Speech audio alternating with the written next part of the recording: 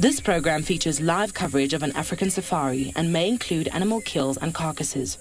Viewer discretion is advised.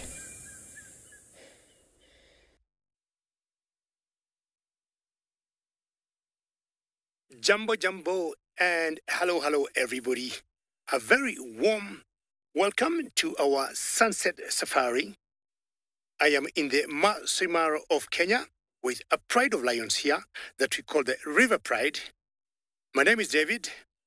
Welcome aboard to your very own safari, live from the African bush.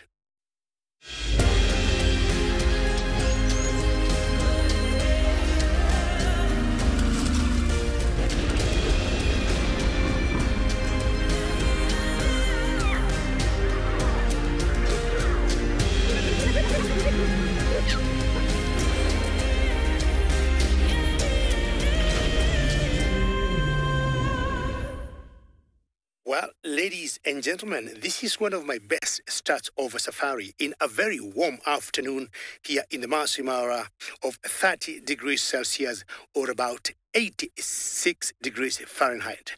Now, we've got a pride of lions here that we just saw this morning. And when we saw them this morning, we had seen 3 females and 4 cubs. Now, there's an extra female and there's also a male in it. My name is David, and on camera this afternoon is Bungei. Welcome aboard, and let's first very quickly investigate what's happening here, because I'm seeing a male that I have not seen before. And remember to send your questions to #WorldEarth on Twitter or at FC in the comments question of the YouTube chat channels. For the young ones, you can do the same by sending us emails, kidsquestions@worldearth.tv. Now, as I said, there are 3 lionesses here, 1 male and 4 cubs. This particular pride is called the River Pride. Maybe because of the heat of the day, which is very typical for cats, they're all lying flat, but you can tell the very young cub in the middle there is more playful, which is normal for the young ones. But the females, once in a while, you'll see them twitching their tails. This is very exciting. You see, typical females. Either because could be of a fly, and I think that 1 cub there could be nursing if you look at her carefully. So 4 cubs in total, that one nursing, the one we saw in the middle there, and either the other 2 could be with any other female, or they could be lying somewhere in the grass. See the panting of the mother there, or that particular female. Lions got what we call allo-suckling, and not necessarily she's suckling the mother. Jane, you were saying how cuteness to start our safari. Jane, very, very great comment. It is true, just to see these bundles of joy as our first sighting this afternoon or sunset drive from the Masai Mara. Not sure where she's going. She's going to meet maybe the brother or the sister. We haven't been able to identify yet the sex of these calves here to know how many males are there or how many females are there. But as they grow older and we get closer looks for them, we'll definitely be updating you on how many males or how many females. Look at the spots. And these spots normally fade out as they get older. And sometimes you'll get the calves wanting to play with their mothers or the females just to have some good time.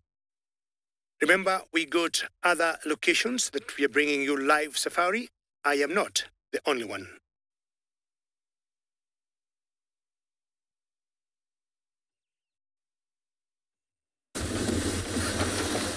We do indeed, and we are down here in South Africa, in the northeastern corner of South Africa, on Djuma. And it's a sort of grey, overcast afternoon, which is not the worst thing. It's a little bit windy, which is never great for the animals, but it's cool, which means that hopefully we're going to see some of the animals moving around a lot more than they have been over the last few days, given the heat that we've had. Anyway, my name is Tristan. On camera, I've got BK. And the plan for this afternoon from this particular vehicle is that we are going to be trying to search for Tlalamba. This morning we had tracks for her. She went into an area. We lost the tracks inside of this block and there didn't seem to be anything coming out. So what I want to do is go back into that section and just check if maybe she's moved through the day, given the weather that we've had. It's very, very possible that she might have moved on. But before we kind of headed in that direction, for some reason I just felt like coming down right to the southwestern corner. Obviously this is an area where we know that Shadulu crosses, we know Hukamuri comes this side. There's also lots of other kind of little things that happen down here, and we very seldom check down here, or at least I very seldom check down here. So I just thought I'd come and have a little scratch just to see what's happening, in the hope that maybe, just maybe, we picked up some tracks down here as well. But given that there isn't anything, we're going to head back to where we had tracks for Tlalamba this morning, which is a little bit north of us, and hopefully we'll pick her up. I'm intrigued to find her because of her behavior that she was displaying yesterday with Andrew, and then from the tracks that we saw this morning, she's definitely making a fuss about something. So it's either she's feeling like she's being threatened by other females and therefore is calling and trying to just kind of keep them at bay, and that could be because we're seeing Shadulu, Tandi, Sibui, and Nsele all moving around with the fringes of where Tlalamba has been territorial, or, which is more likely, is that she might be coming into an estrus cycle and wanting to mate, and so that's why she's making such a racket. Generally, female leopards, when they want to mate, they do call quite a bit to attract the attention of the males in order to start the process. So if we can find her this afternoon, and if she's calling again, maybe that will give us an indication as to what's going on. So that's the plan. Hopefully we'll have a little bit of luck.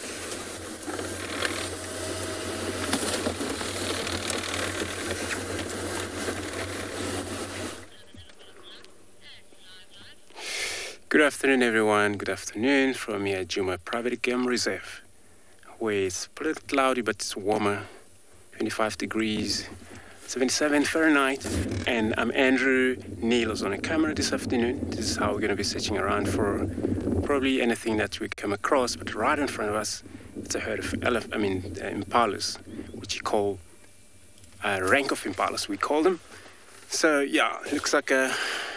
What I see there just looks like a one female right now. It looks like this is pretty much his high rim, and a lot of young males there within this group. Could be the way of establishment of his own high rim, I suppose. It happens. But you do come across sometimes A lot of impalas, could be anything like 100, 70, 80 in number of females, including their young one. But then, got to be one male in charge of those high rim. And for them, now, well, it's quite actually cooler for them. It's not actually warm, it's just so that, like, you know, warm kind of a cloud that's taking place, and they're still happy. You can see birds as well.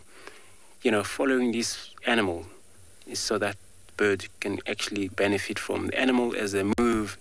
They step a lot of an insect for birds to catch it and feed. Look at this. Some area it's kind of a very short grasses. And then of course it's not a problem with impalas. They are mixed feeder. They can sometimes vanish into the wood. They can do a little bit of a browse as well, which feed from trees. But mainly, you know, they would come out when they don't trust, especially in a windy day where a lot of, a lot of predators around, and they get disturbed. These animals, they don't want to be in the places where they don't trust most of the time. Look at this young one. Probably was last born in November. Look how big it is right now. Beautiful antelopes. So they unite, like you can see, looks like they're not going anywhere.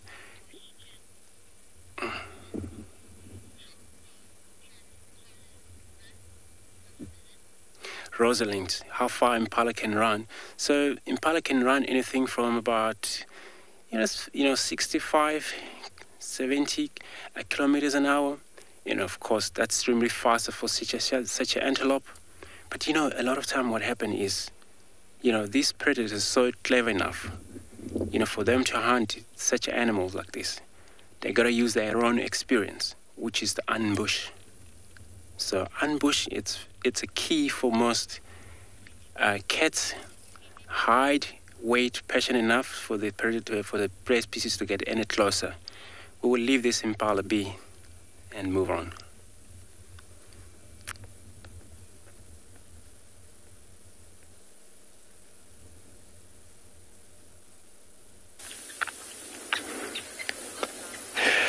Very warm welcome from myself and behind the camera, the legendary Mr. David. Welcome to Tswalu Kalahari, and we are sitting, or standing, should I say, under a beautiful, beautiful camel thorn. We looked at them this morning, and this is a monster. And within this structure, a beautiful sociable weaver nest. For this afternoon, we're thinking about going from here and then doing a little update on the mother cheetah with her 3 cubs. There's a few sociable weavers in view here that you guys can see. Doing a little bit of maintenance on the nest, a little bit of feeding, and they come to and fro from the nest in these bouts throughout the day. So at the moment, they're just doing a little bit of maintenance, and in the next few minutes, they'll be off. Same as us, out west. We're going to go through the dunes once again, and then hopefully, fingers crossed this afternoon, we get mother and 3 cheetah out in the open. It has been a little bit difficult, but she's in a very tricky state. Obviously, very, very risky business when you got such small cubs. So she wants to do everything in her willpower to keep them safe. Beautiful little birds. Heavy conical beaks, nice scale patterns just underneath the wing, and then this enormous nest. Unfortunately, this little piece of the nest broke off a couple of months ago, and this will be like this for quite a while. But we'll take a little bit look at that a little bit later.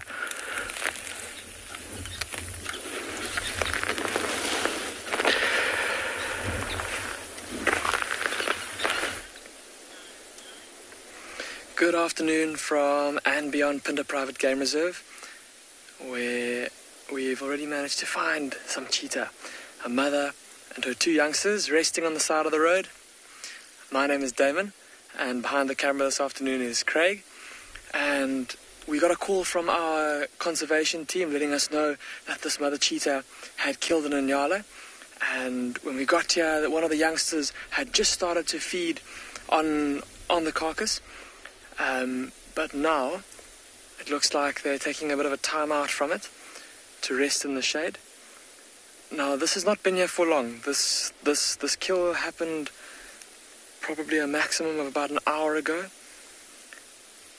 and the cheetahs are still taking it easy. Mum looking pretty relaxed, And I think just because it's still the middle of the day and it's unlikely that other large predators are going to be moving around that could come and dispossess her of this carcass, I think that's maybe why she's looking so relaxed.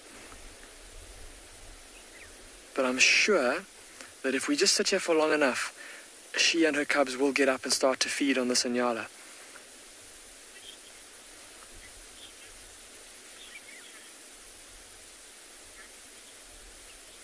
Anushka, you're asking if cheetah have poor night vision. Anushka, no, I don't think so. I think they can see pretty well at night. Just the reason that they don't tend to move around much at night is, like we said, that is when the bigger predators are most active. And it's also when it will be tough for them to, I suppose if they need to hunt prey, it's a bit tough for them to run at high speed through thick bush. There's a higher chance of them running into a stick or running into something and injuring themselves. I think it's mainly those two reasons, Anushka, that they're not so active at night. But I'm pretty sure, but they can see pretty well at night. I mean, they move around through open areas, so they must be able to see pretty well. Also, if you shine a light onto their eyes, which I wouldn't recommend doing, but they do have there is a reflection, so there is that layer of reflective tissue on the back of the eye or on the retina that allows them to see well in the dark.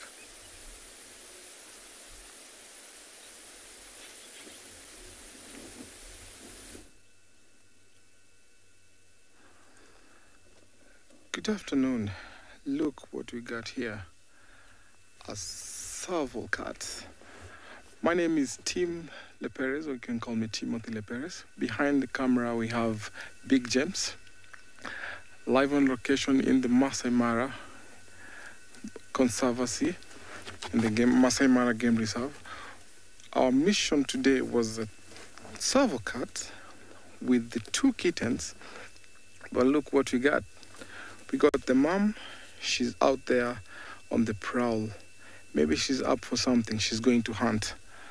So we're sitting here just waiting to see if she'll flush out some birds that nest on the ground, or even some small mice or hares. So I'm gonna just try and follow, see what she's up to, because this looks like she's definitely going for a kill. She's going for a hunt.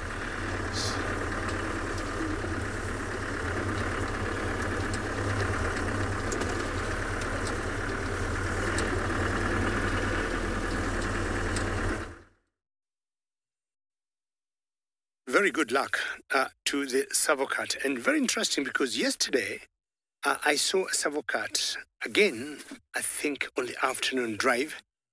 And just listen to that.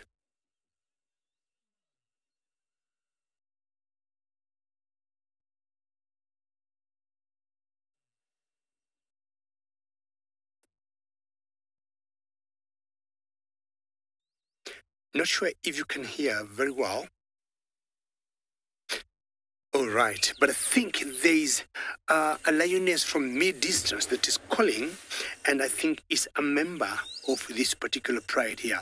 But I was saying, well, this is such a beautiful sunset drive today with lots of cats, cheetahs, Tsavo cat, and lions with me. Such a big yawn. Time to play with mama. And for those of you who could be joining us now, this is the River Pride. The lioness that's calling is a female. I've seen it from a distance. And if it comes and joins this, we'll end up with the 4 females. 1 youngster male, and here she comes. We're going to see her come in. Let me just duck my head. And Bungi will show us the other lioness coming. This is the mother, to me, of the 4 cubs here. And I would imagine either she had gone to eat. Look at her belly, and look at the circle marks. And look at her tail, right in front of our car. The tip of the tail is chopped off. Let's see the reaction or the welcome she's going to get from the other Pride members. Are you going to circle your cubs? So this is the one we saw yesterday morning, and in the afternoon with the 4 cubs, and she was, to me, trying to relocate the den. But apparently, now, there's a little bit of snarling there from that particular lioness, because I'm not sure she is very comfortable with those 2 cubs going very close to the male that you see on the right.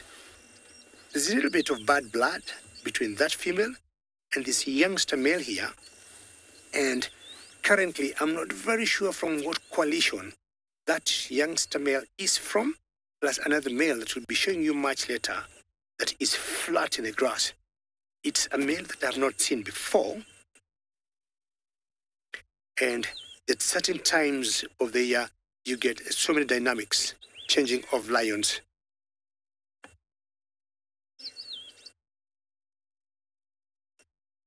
Andrew, you are wondering if the cubs will stay together once they leave the mom. In the lion's kingdom, Andrew, if all these 4 cubs are girls, or rather are females, they're going to remain in their natal pride. But if 1 or 2 or all of them are boys, at one time, 2.5 years, they'll be shown the door, and either they're going to form their own coalition. We have seen 4 brothers forming their own coalition, but if it be 1 or 2, they may choose to go join another coalition. For some time, for a couple of months, they'll be nomadic, and then they are going to settle down and have their own lives.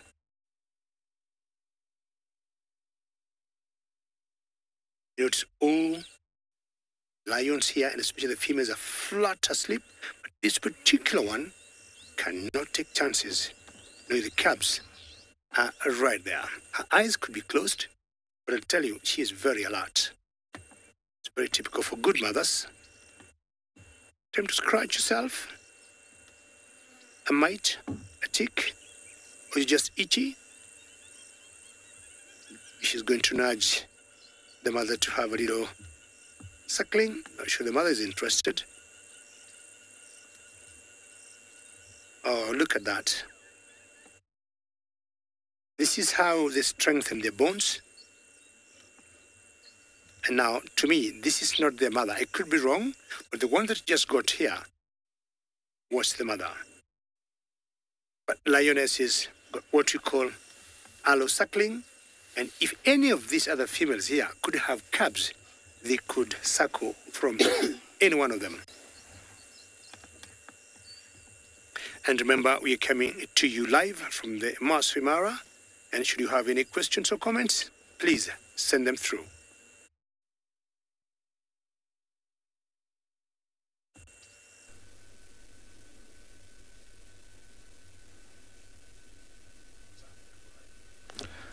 So back to the hunting survival.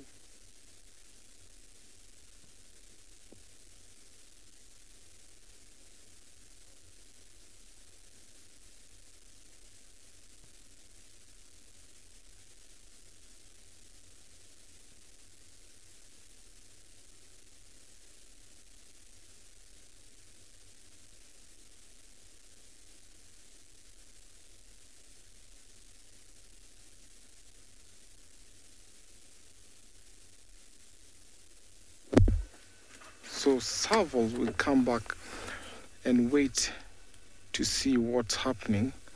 Look at the long ears. So they use the very long relative ears to listen to what's happening in the long grass. So any sound they pick from the rodent and the mouse walking in the long grass, be it birds, they will definitely go after it. They have very good coloration or markings that conceal them in the brown greenish grass when they're walking. Sometimes people might mistake them to be small leopards. So we're going to follow this serval to see what she's up to. She has, from what I recall from James, who told me that she has some kitten. So she's definitely going for something to eat, to feed, to have more milk to feed the kittens rather. So I'm gonna follow her and see what she's up to.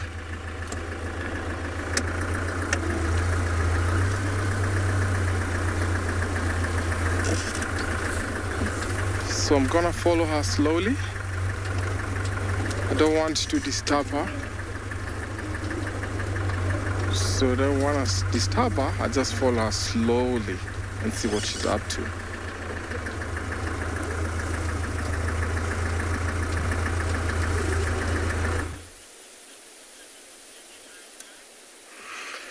These cheetahs still haven't moved, everybody. They're still sitting in the shade, taking it easy.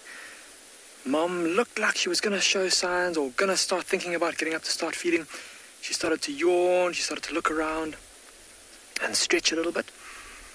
I don't think it will be too long before she does get up and start to feed. Like I say, having a look at this carcass, it doesn't look like there's been much of it that's actually been eaten. And looking at their tummies, they look like they're pretty empty-bellied. And I'm pretty sure that they're going to come and start to feed pretty soon. It's quite a big inyala that this mother cheetah has managed to catch. And so it's going to feed her and her youngsters very well.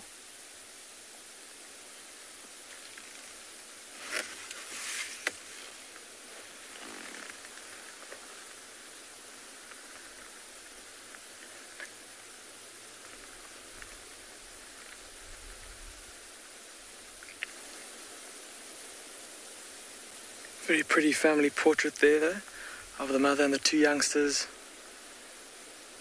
resting under the tree.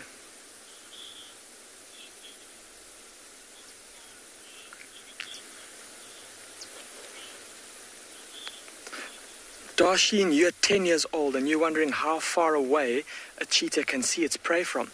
Well, Darsheen, it will depend on the landscape. So if it's very flat and they can see very far into the distance, then they'll be able to spot their prey very far in the distance, maybe even a kilometer or so away. Oh, look, she's getting up. So Darsheen, they've got very, very good eyes, very sensitive eyes that are very good at spotting movement. There we go. Look at how skinny she is. Definitely looks like she's in need of a meal. And just carefully glancing around before she comes down to start feeding. There we go. Look how she's going to the rear end of the carcass.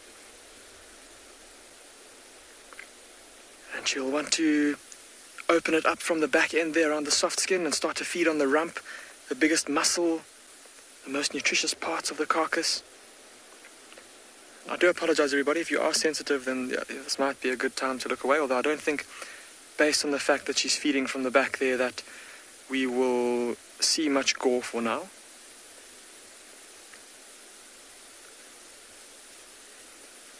Looks like she's just working around the back there, and she'll be wanting to open it up, and then she'll start to use those cheek teeth of hers, her carnassial shear, the teeth in the back of her mouth, like a pair of scissors to cut the flesh away.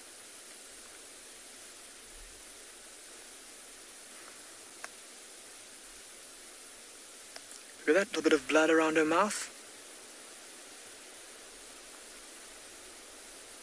It might even be that as she's opened up the carcass, a little bit of blood starts to flow out and she might lap that up.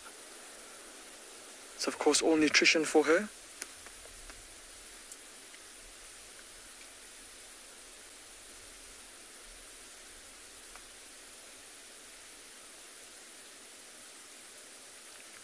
Looks like she's starting to make a bit of headway. They're starting to open up the carcass more and more.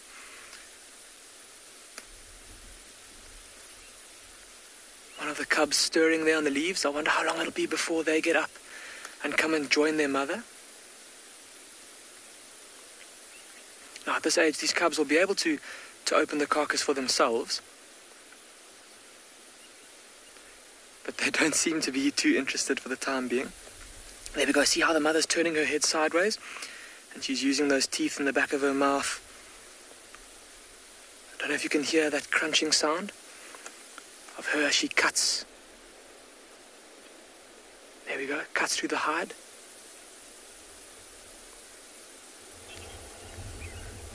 It might just be too far away for us to be able to hear it through the ambient microphone.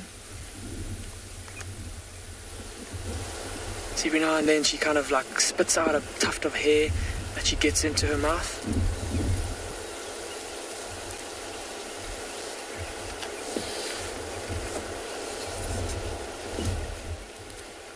how she's now sticking her nose a bit further into the little gap that she's opened up there to try and get to all the meat. And feeding very neatly. Look at how she keeps her body tucked up, and she's kind of lying on, or she's kind of squatting down on all fours, or lying down almost on all fours, keeping her body away from the carcass, almost like she's eating with long teeth almost, not wanting to get her body dirty and messy. Very different to how something like a lion might feed, where it will often lie on top of the carcass, trying to keep it away from the other members of its pride.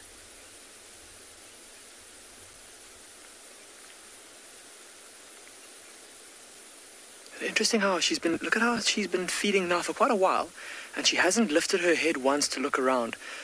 Oh, well, there we go. As I said that, she does that. Obviously quite content with where she is in terms of a safety point of view.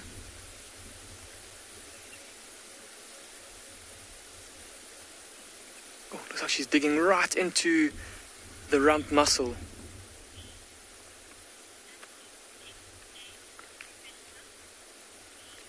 Louise, you're asking if all antelopes will taste the same to the predator. Louise, I'm not sure, to be honest, and I don't know how we would really quantify that. I know certainly to humans, different antelopes taste slightly different. But for a predator, I don't know how we'd know that. I don't know how we'd figure that out. I suppose other than watching which antelopes the predators prefer to hunt. And certainly here at A&B on Phinda, the cheetah tend to hunt Nyalas and Impalas most often, but that's possibly just a result of the fact that those are the most abundant antelope species.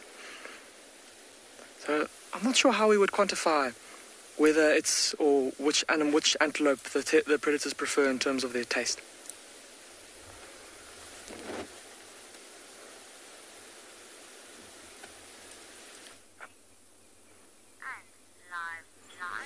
Well, I suppose a lot of it is to do with the fact, this game drive radio drives me mad.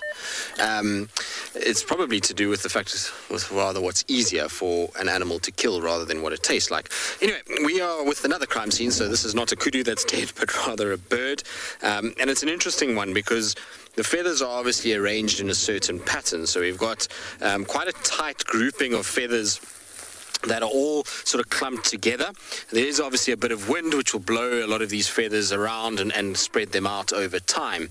But generally what you find is when a bird is killed and plucked and eaten like this, it's normally a ground-based predator. So that would be something like a genet or a civet, leopard. Young cheetah have been recorded killing birds, even things like young lions, but there's no tracks here. And so what I think has happened is potentially a bird of prey has killed this crested francolin, and I say crested francolin, which I'll get into shortly, and plucked it right here on the ground and kind of in this section and thrown the feathers a little bit and eaten it. And that's probably due to the fact that the road is so quiet. We are on the main road at the moment. Now, normally in this situation, you would have found, because of the disturbance of cars, it would have flown up into a tree and then eaten it there.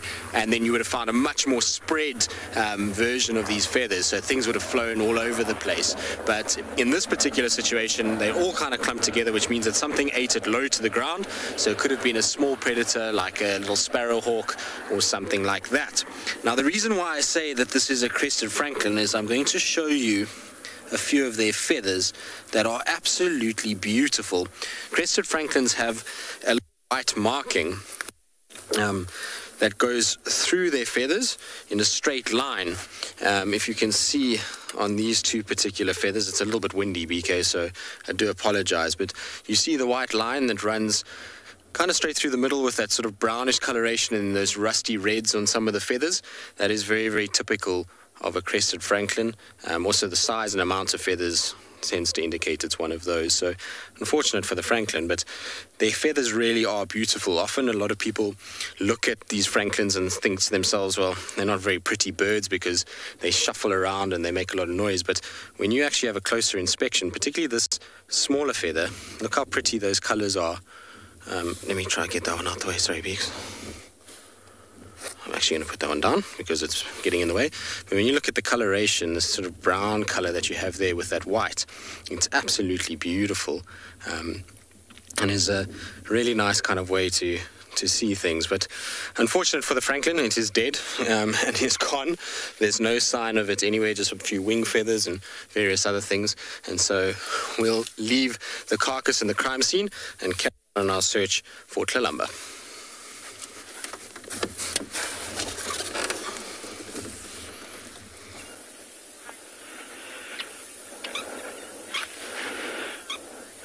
Poor Franklin.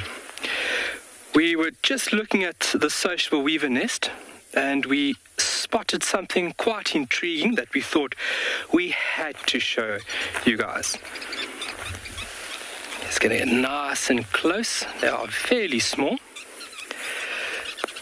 These are wasps, specifically paper wasps. Very easy to recognize with that very elongated thorax. You find them in a variety of browns to blacks and also a variety of different spots depending on the species. Really amazing insects. And they are sitting or hanging, let's say that, on a nest chamber. That is where the females will deposit the young, the larva, and the larva will spend a long time within those little chambers, and that will be fed by these females. The structure that you're seeing there is made up of chewed wood and as well as saliva, and is specifically used as a nesting chamber. Quite amazing. These social forms of paper wasps, you'll have a specific queen, and these multi-celled nests are grown or built over time. So starting from 1 or 2 chambers, and they can be as big as 7, 8, up to 12 chambers at a time. Really, really beautiful. They are predators, so actively hunting other insects, especially caterpillars, that will then be chewed up and fed to the larvae.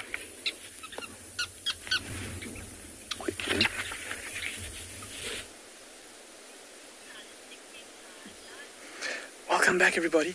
The sighting has just had a bit of extra drama added to it. Have a look at that elephant bull that's now wandering around at the back there. He's just come and chased these cheetah, and he was just passing through the area, and he saw the cheetah there busy feeding on the Inyala, walked quite close to them. It was amazing to see how the mother didn't react, how she just lay down and watched the elephant carefully. The cubs kind of lay there too, watching their mom's reaction and watching the elephant carefully.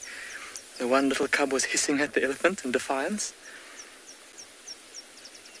And the elephant chased them. The cheetah ran and scattered.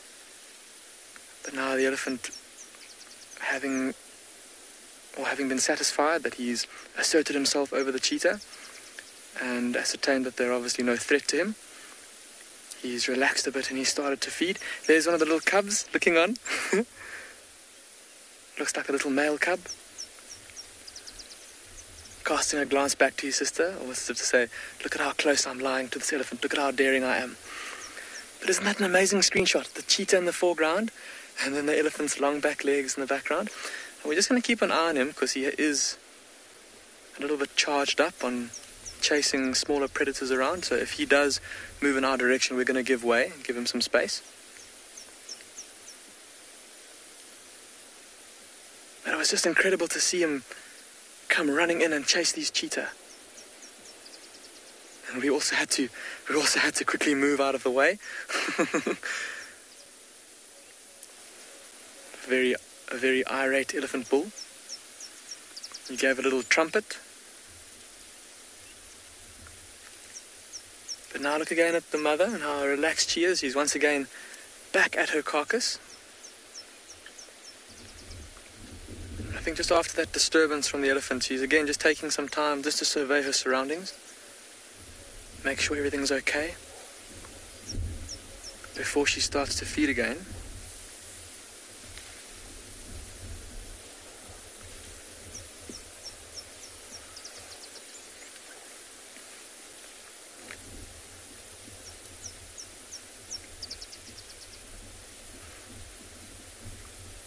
And again, the cubs still haven't come down to feed, and I wonder if they maybe didn't start to nibble on the carcass a little bit beforehand. They don't seem to be in any rush to come and eat. Look at Mom now starting to close her eyes again, starting to relax a bit.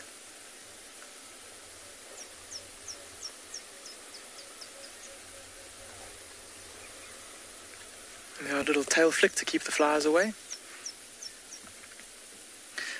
Oh, there's something quite gross, and I hope none of you are squeamish, but it looks like this Inyala. See how it's lying up on the embankment with its body facing down the hill? It looks like it's dripping some of its, or I think just with the stomach being higher than the mouth, some of those juices are coming out. It's a little bit gross, but Craig and I are going to sit here and keep watching and see how long it takes for the rest of the cheetahs to come and feed.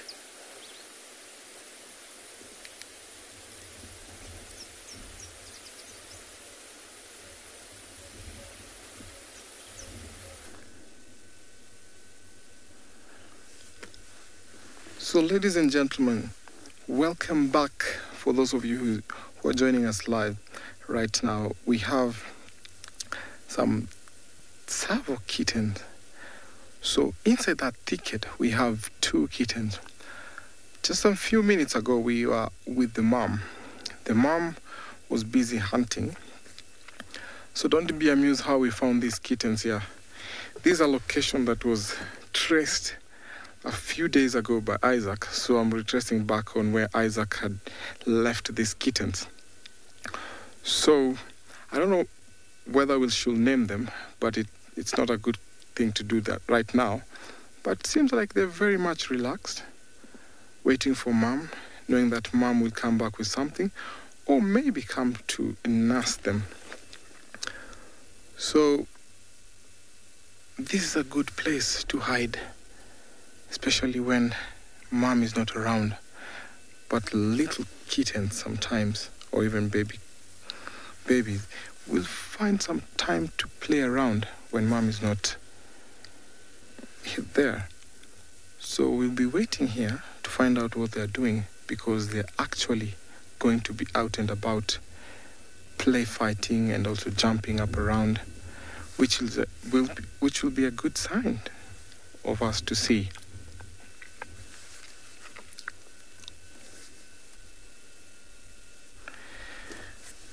Diego, thank you for the question. My favorite animal is a leopard. Leopard being my favorite means that they are one of those animals that you find hard to find. So they play a very hard to find game. Conceal, coloration, and also the rosettes makes them difficult and hard to see. You can't imagine how many leopards we've passed. So you can't imagine how many leopards we've passed around here. So that means leopards should be my favorite, because they're hard to find, and also the way they kill is phenomenal. So this little kitten. Good afternoon and welcome to And Beyond Ngala, where you can just see the last elephant of this herd disappearing. My name is Marna, and behind the camera with me is Gert. So this afternoon we were planning on heading to a waterhole to see if we can find a pride of lions that was there earlier this morning. And then we bumped into this herd of elephants on the way there. But I think the last one just disappeared into the bush there. So we might just continue on and see if we can find those lions.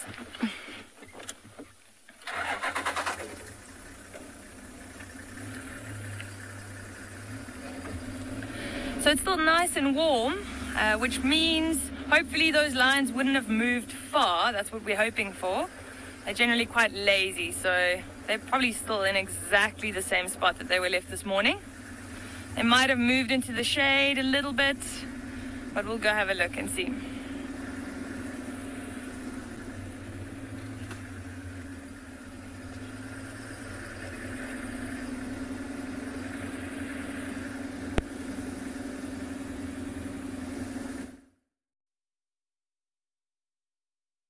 Well, not bad to see an elephant, and good luck in spotting lions. Well, I have remained in the same spot since we started the drive about 45 minutes ago or so, and I don't think I'm in a hurry to leave. Now, the changes here are happening every few minutes, and I guess this could be the pride male or the father of these 4 cubs here. Look at his size, look at the mane, and a few minutes ago I started smelling like there's some kind of prey that they might have brought down earlier today. But then she's behaving a little bit funny, like she got some uncomfortable tummy, and also wondering, does he got some prey where he is? I can smell some dead flesh somewhere, like what was being devoured by the cheetah, the kudu. But now here I can't see the kill because of the bushes and the grass.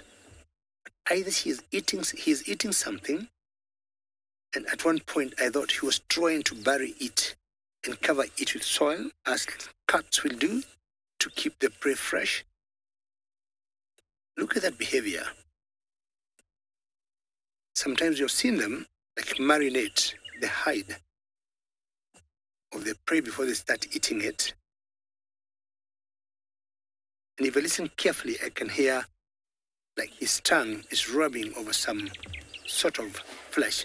Not sure exactly what it is. But every time as it has gotten warmer here, I've smelled and picked some dead carcass in the air, and I do not know what it is. Possibly, there could be a kill right there.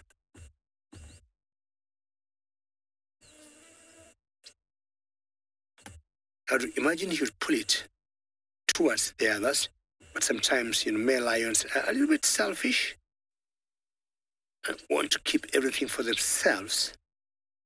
Yeah, I mean, he's definitely eating something. And this must have been brought down or hunted last night, because by the time I left the female of the 4 cubs, there was no hunt and they didn't have any prey. And apparently they were about 2.5, 3 kilometers from where they are now. The mother that I'm assuming is the lioness, or the mother of these 4 cubs that we saw walk in this pride earlier, left. And she has walked away, and we can hear her calling.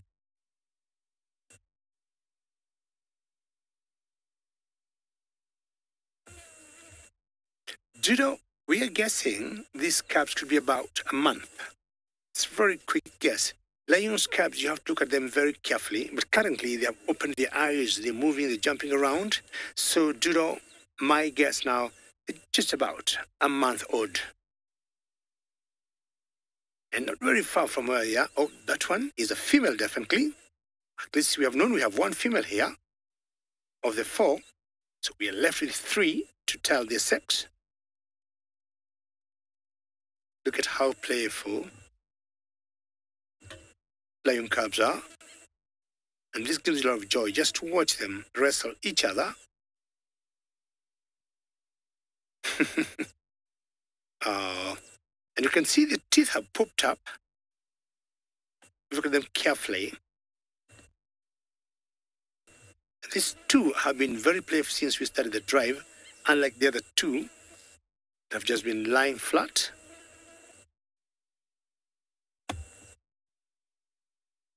See the black parts behind their ears, which as they grow older, they'll always use them as follow me signs. Once they're born, they're always there, and they develop very quickly because they're very important for their survival. Now, could these 2 be females? Just trying to watch very carefully below the tails. And then I could have 2 females and left with 2 to identify. Depending on the lioness, sometimes you get a 50-50 chance in terms of sex distribution, or ratio rather. 2 females, 2 males. More often than not, we see more males in lion litters or lioness litters than females. Ooh. The funny sneeze there. Just wondering, the female that we saw live here, if it's the actual mother of this one.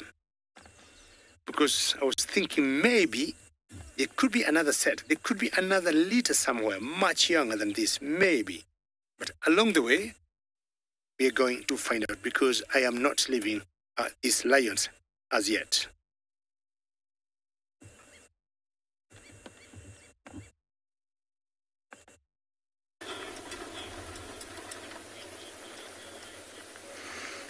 The young female cheetah has started to feed, everybody. Look how she's gone to the spot where her mother was feeding earlier. And she's starting to tuck in. And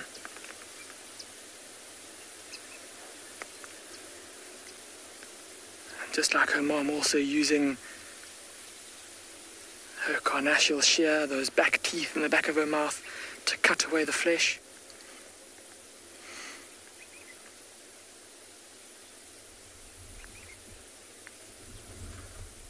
And I think it's only a matter of time before all three start to come down and feed together.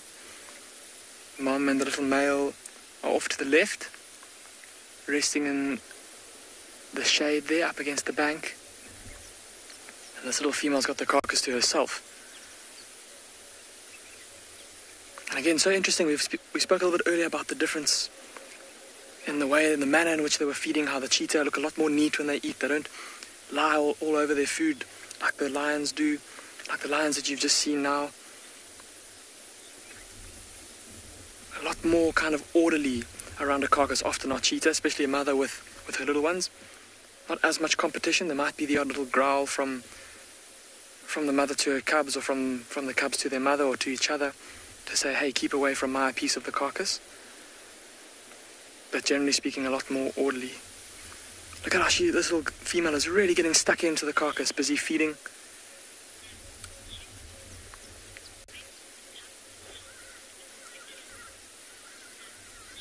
Mapchick, you're asking when the cubs will start helping with the kill. Oh, look, the little male's coming in too. Look, he's grabbing the throat. He's practicing. Oh, look at, I'm sorry if you're squeamish, everybody, but every time he grabs the throat, there's more of that water that comes out of its mouth. So exactly, Mapchick, that's exactly what this young male is doing now. Practicing his killing bite that his mother would have used to bring down the Inyala. And Mapchick, already at this age, these cubs are probably about 10 months old now. And already now, for the last few months, they will have been helping, or not necessarily helping Mom, but Mom will have been teaching them how to deal with live prey. So she might, if she'd caught something small, like maybe a young duiker, she might not kill it immediately. She might kind of incapacitate it and then give it to her cubs while it's still alive, and let them play with it, and let them kind of learn how to actually bring something down, how to kill something.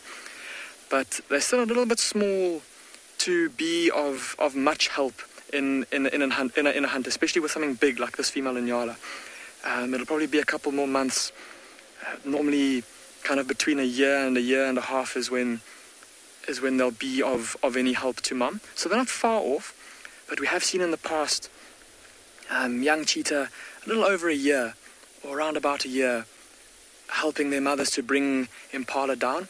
I remember hearing a story from one of my colleagues here, how they watched a mother cheetah chase an impala down an embankment, and her year-old cub was lying at the bottom of the embankment, and it was actually him that jumped onto the impala and weighed it down and was able to pin it for long enough until its mother was able to get there and finish it off. But I think these little cheetah, with an Inyala this size, I don't think that they would really be of much help. Maybe while Mom was actually trying to strangle it, because there may have been quite a struggle. Like I said, it's quite a big animal for this cheetah to have brought down. So Mom may have been hanging onto the throat, trying to overpower it and trying to strangle it, and the cubs may have actually come and jumped onto its back and almost pinned it down a little bit for Mum. Look at that little tail tip of this female cub and how it keeps twitching while she's feeding.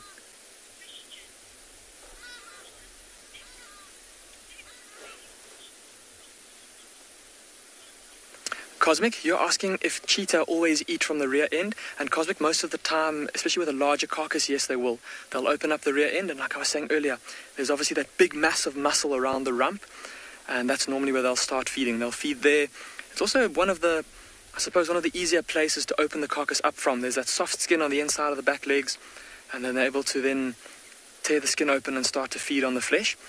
And normally from there they'll work their way onto the soft meat around the belly and up through the ribs onto the back and the shoulder, and if it's a small enough carcass, from then onto kind of the chest and the neck. It often goes from back to front, not necessarily in the order that I've given, but normally it starts from the rear end. Of course, they'll be wanting to get that big massive muscle, that most nutritious part of the carcass, into their bodies first, because these cheetah never know when another predator, another scavenger, or even a big group of vultures might come and drive them off. So they want to get the best part of the carcass into their stomachs as quickly as possible and with priority.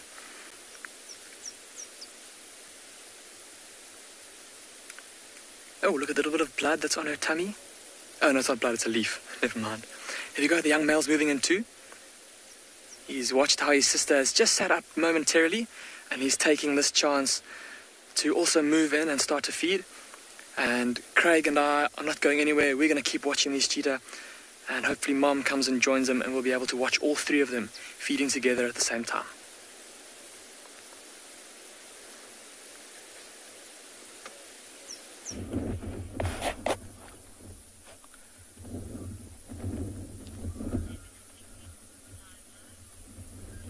So we've arrived at the water hole, and we've headed straight towards the last position of where the pride of lions were, but doesn't seem like they're still in the area. We have, however, found a little black-backed jackal, a pair of them actually. The one just ran off into the bushes, and the other one's just taking cover in a little drainage line or a little dip, a dry riverbed walk, or running into the bigger water hole. But we are still searching, so we're going to check the tree line around this water hole, because that's probably where these lions headed towards. Really nice to see these little jackals around. So in this area we generally find, or you can find, two kinds of jackal. The black-backed jackal and then the side-striped jackal. So I can tell that this is the black-backed just because of the coloration. We saw the one running off, so we had a really good view of his backside. And usually when you see a white tip to the tail, that means it's the side-striped. Side-striped's also a little bit more shaggy. I would almost say almost more wolf-like, I'd say. And more fuzzy compared to these little guys. But also, if they saw the lions around here, they would probably be alarming, and they wouldn't be as relaxed as they currently are. So there's a chance that those lions might have moved on, or they're just lying somewhere in the bushes here, but we'll keep looking. Very aware though, ears pulled back. There is quite a bit of a breeze, or the wind is picking up. So this little jackal also has to be very aware of what's going on around it.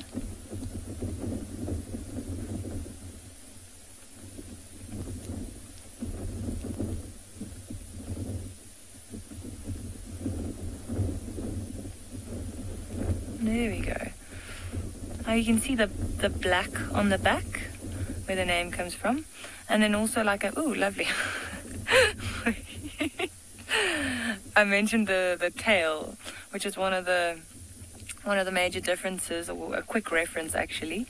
So you can see this one doesn't have the black tip or the white tip to the tail like the side striped. It's just finishing off there.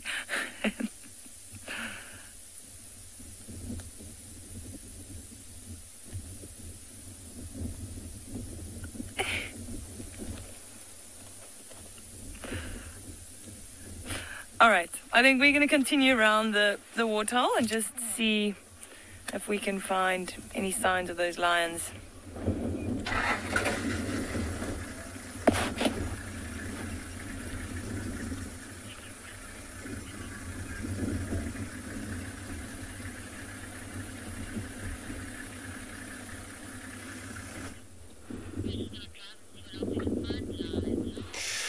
Beautiful. Now what we just come across this beautiful striped animal, plain zebra. Yeah, looks like a, when we get in this area, we find that, they're kind of running around, and we stop and have a look to see if there's anything to disturb them, but nothing. Looks like they were just kind of happy with the weather.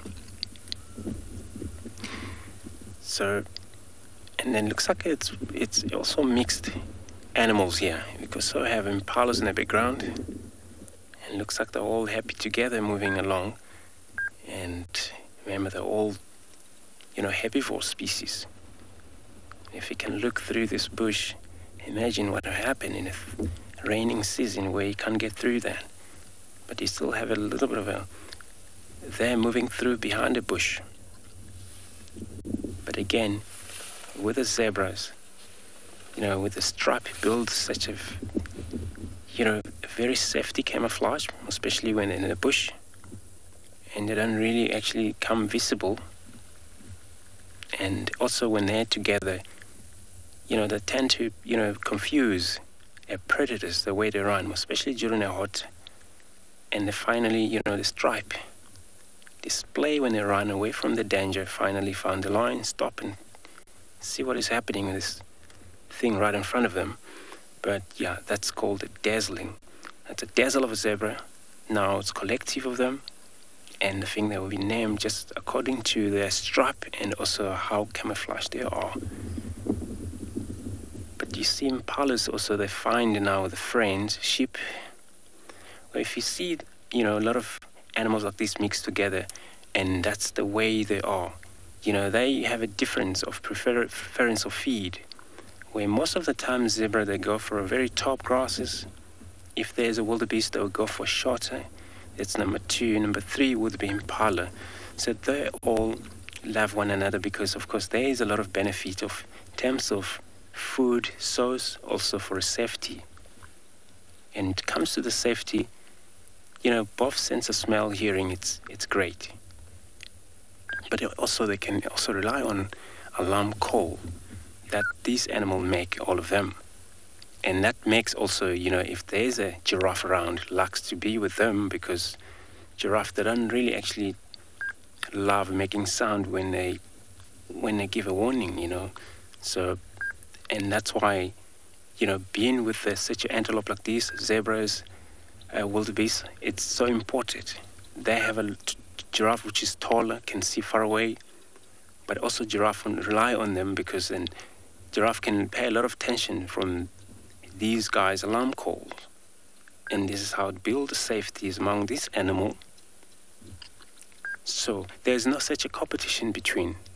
And a lot of competition, it occurs where, your carnivore species, where then it comes to the politics of, because they eat meat, of course, and feeding on the meat, it's quite hard for them to focus and hunt. And then, of course, if they see a difference, predators, as another carnivore species, for example, lions, seeing leopard, all the thing there's like, well, they're going to empty my food source around here. It's got to get away. So they're killing it there just because of competition of the food, but also the size was as well. It's involved in that situation. So two different, predators, they cannot actually cooperate because of, the competition of the food, it's there. And they all feed on bloody animals, they all feed on flesh. And so that, the scavenging that happens, scavenging from the weakest. For example, lion will scavenge from leopard. A leopard is going to run away from the lion because, of course, you get killed if you don't run away. And that's what is happening in this kind of beautiful animal we're looking at. We will continue to drive, see what else we will pick up along the road.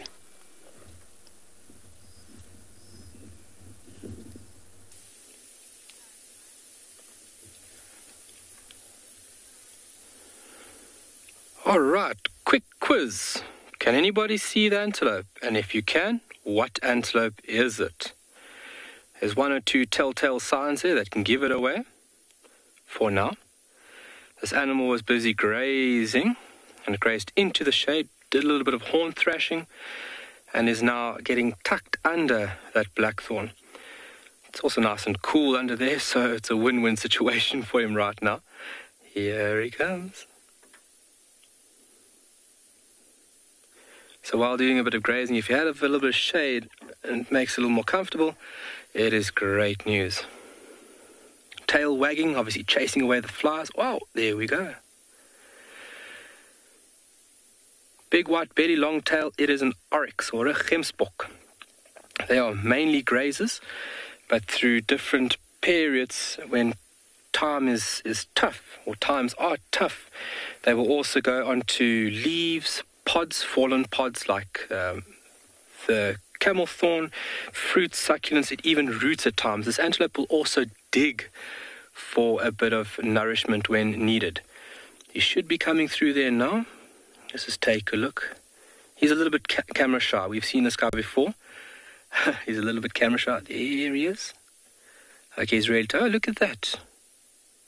Browsing on the flowers. Fantastic. So being an animal that is found within the arid regions of South Africa, and as well as being a very tough animal, it'll have to utilize different food items through different times. Whatever's available, and when it needs it, it will go for it. But what a vast landscape. Makes the animal look tiny. It makes it look like a dinky toy. We are still continuing out west. We will be visiting Mom and 3 cheetah.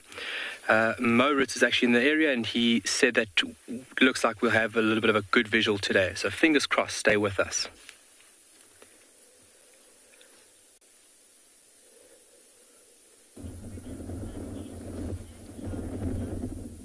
So we're still at the waterhole, and we've come across something quite special. There is a big giraffe bull that just arrived, and he is actually drinking, which is something that you don't see that often. Well, you see it every now and again, especially this time of year, but usually before they head to the water, they take really long just to scan the area and to check for predators. So it usually takes some time before you see them going down. This guy just walked straight down to the water and started drinking. But as you can see, he puts himself in quite a vulnerable position when he drinks. He has to bend those legs or stretch those legs out and bend down. So if there were predators in the area, which we know there are lions close by somewhere, that's a good opportunity for them to try and take him down. That was a quick drink. Got some oxpeckers on the side there. And he's off.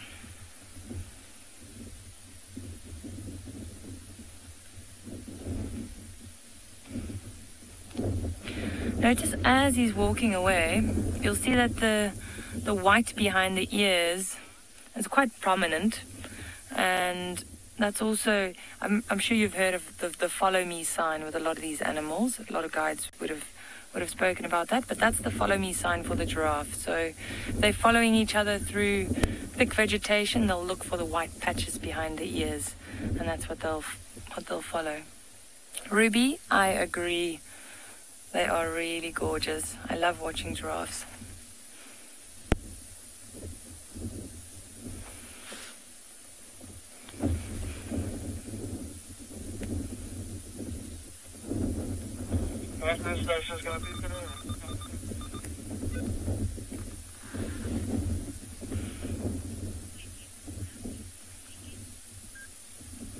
Alright, we're going to spend a little bit more time around the waterhole and see if we can find this pride.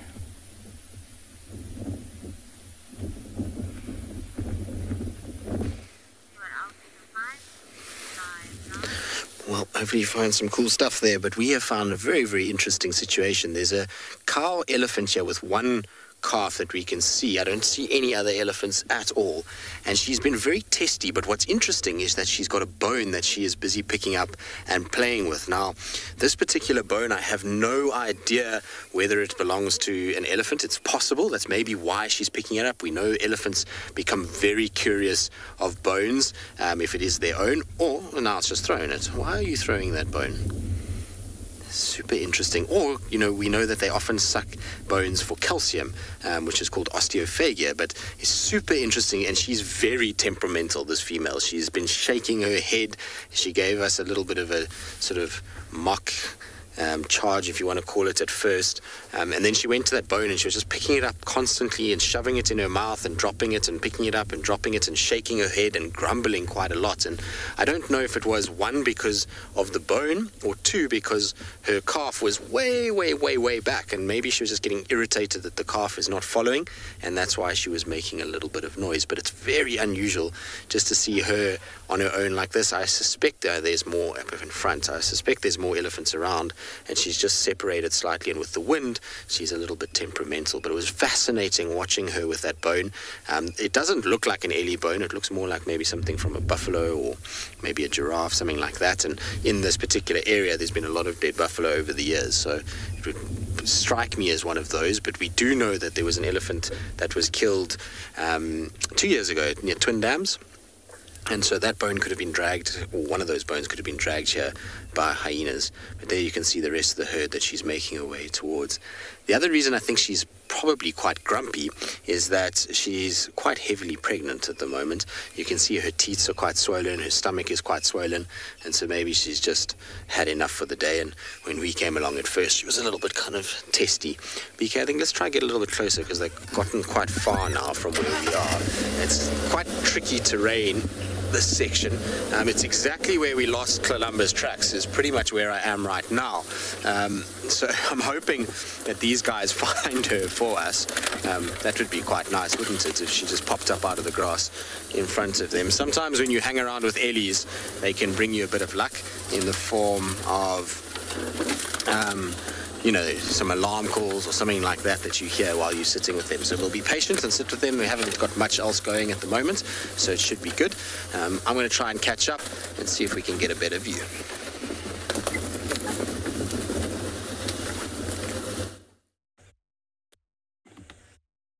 Well, Tristan, sometimes, ellies get grumpy. Maybe it's a male, and you sometimes never understand what they actually want. Now, I'm trying to look at this male here that is feeding, and maybe I'd request all of you to see if, by looking at his mane and face, whether we could identify who he is. But before we do that, we're also trying to find out what he is eating. You remember earlier, I guessed and thought what he was doing that time. He was trying to pull some prey towards himself. And I mentioned how selfish sometimes males be. They tend to eat on their own. There's that small little cub getting so close, I would guess, to daddy. We'll find out if he'll be kind enough and share this very early dinner. But now, way back in this particular area I am, we had a coalition of lions that we called the Triangle Boys. And the Triangle Boys were three.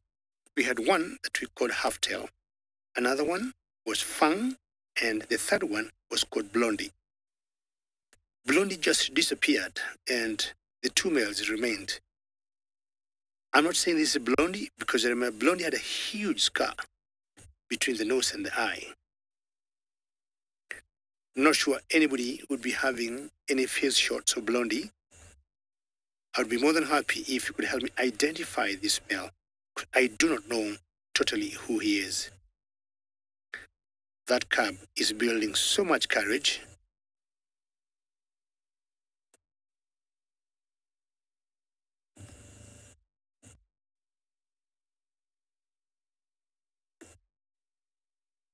Jumbo, Audrey, and I'm sure, Audrey, you know what Jumbo is, and how are you, and how is New York? And Audrey, you'd like to know how big is this pride? Now, Audrey, this pride here got 4 females, 2 males, an old male, and a sub-adult male. And in the pride, there are 4 cubs. So if you look carefully there, Audrey, you can see 2 cubs at the moment, and 2 are hiding. And then if we take you back to the male there, Audrey, you can see carefully, the male is eating, and there's a very young cub next to him. So 4 females, 4 cubs, 2 males, a fully grown male, which is the one you're seeing there eating, and I think this is the dominant male, and there's a sub-adult male. So it's 4 and 2, 6 in total. Audrey, we got about 10 of the lions here in this particular pride. The name of the pride here, Ondri, is called the River Pride. I would imagine, Ondri, you love lions. And when they eat, more often than not, you'll get the females always do the big job of hunting. Once the prey is brought on the table, you'll get the male eating first. The females will come much later on once this big boy here is full. So, Ondri, I'm still trying to identify which male this one is, because here in Africa, we know our lions very well. We'll know the pride. And if any one of them goes missing, we'll know. When they get pregnant, we know. And when, of course, they give birth. Earlier, he was not eating because it was rather hot when we started the safari. Of course, after it has started to cool and the temperature's going down, he has gotten busy feeding on what I'm still calling very early dinner, but I'm yet to identify who or what prey he is feeding on. In average, lions or lionesses could comfortably eat about 10% of their body weight. So if you would give this male maybe 200 kilos or 400 plus odd pounds, can comfortably eat 15 to 20 kilograms, 30, 45 pounds, sometimes in one sitting. But looking at the bellies of the females, you can tell they're very well fed. And Ondri, I hope you're going to take so many screenshots of this. And possibly, I'd be happy if you could send some to us. See the panting of that female there because of the heat. And earlier I had seen some of the full crabs here were suckling that female, which I do not think it's the mother of the full crabs. As I said earlier, lionesses will do what we call allosocial structure.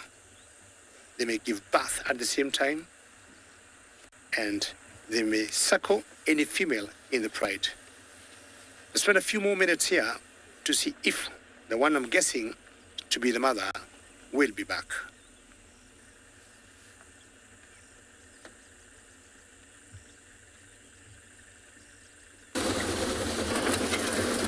Well, we've managed to catch up with the rest of the herd, which is really nice. There's lots of little ones, and they're just slowly ambling their way along, having a little feed. So I'm just going to try and get BK into a little gap here. I don't want to obviously cut them off.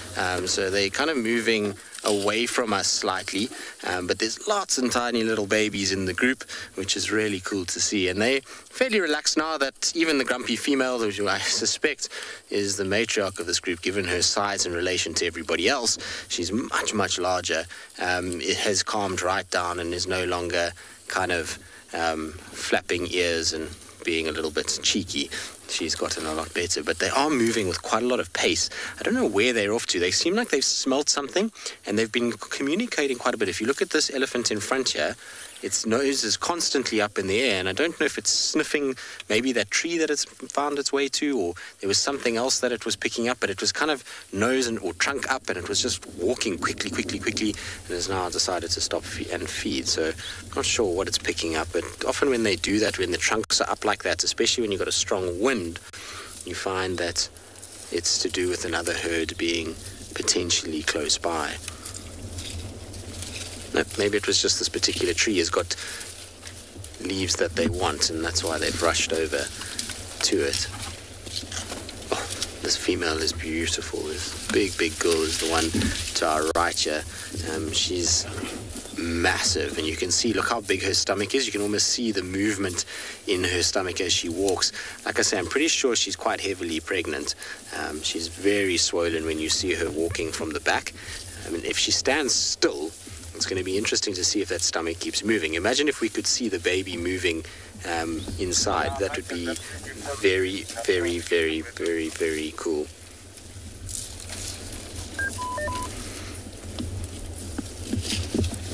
I must admit, I love spending time with these guys.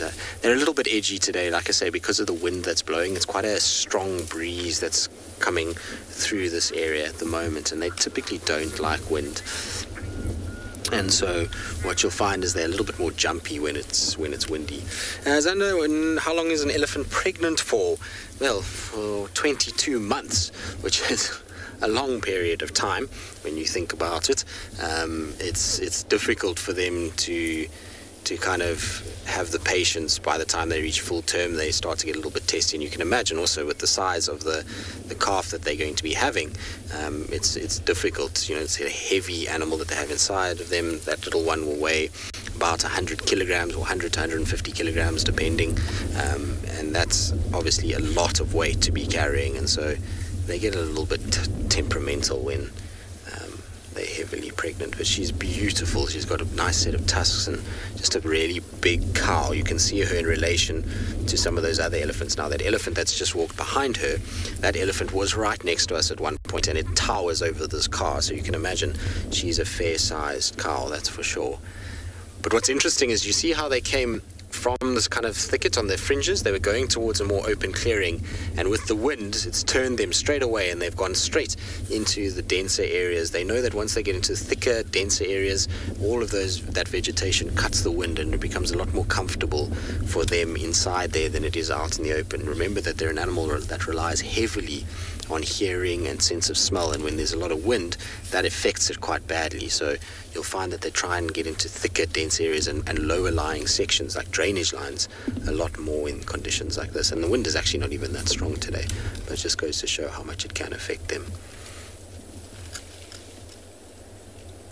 I don't know if you guys can actually hear her feeding. It's a little bit far away.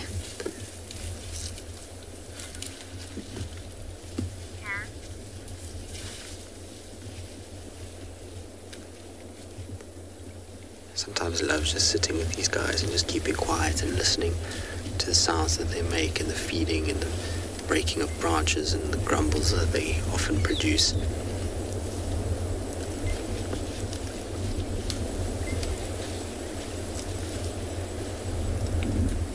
What you'll also notice every now and then is you're going to see a little black bird flying in between all of them. So that's a drongo that's hawking insects as they're moving.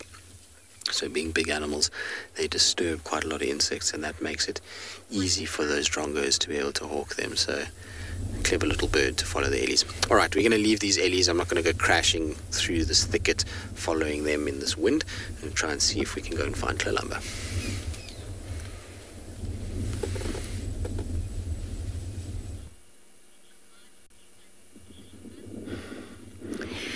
Beautiful. The herds of elephants are also beautiful. If some of them come pregnancy, wouldn't surprise me, since they give birth all the year round there. And now what we come across in this area is bull giraffe, a male giraffe feeding. You can see how sticking his tongues out. Look at that. They're an amazing animal. So we're looking at the bull giraffe. You can tell from its head. So, and on top of these horn, it's balded up. It's bald, it's like patched. There is no hair in there, but also the size of the animals. Look at them. So this is how I finally quickly know exactly what we're looking at right now. Not the female. But, you know, it's giraffe. They're browsers, spend a lot of their time, you know, standing up, feed. Now he's trying to do in there, it's a lot of now all flowering over trees, different trees, but their favorite food is they sometimes go down to a drainage line system where there's a lot of thorn trees, all different kinds, acacias, but they were able to work on that and use these very prehensile tongues they got, able to go through canopies of branches, and this is how they finally get their meal down for the day. Where for them, spending a lot of time standing up, it helps a lot with their chewing cud, which they must chew cud standing up. They can lie down, but doing that, making sure it's safe around them, because once they're down, comes vulnerable again. Same as when they're drinking. It's the same situations. So, and that's why, giraffe, for them spending time standing up, it helps them. It helps for safety. But, regurgitate the cud, bring it up to the mouth to be rechewed, it's quite easy. Many times giraffe, if you look at their ears, most giraffes, they have pale ears, which are visible from the way distance.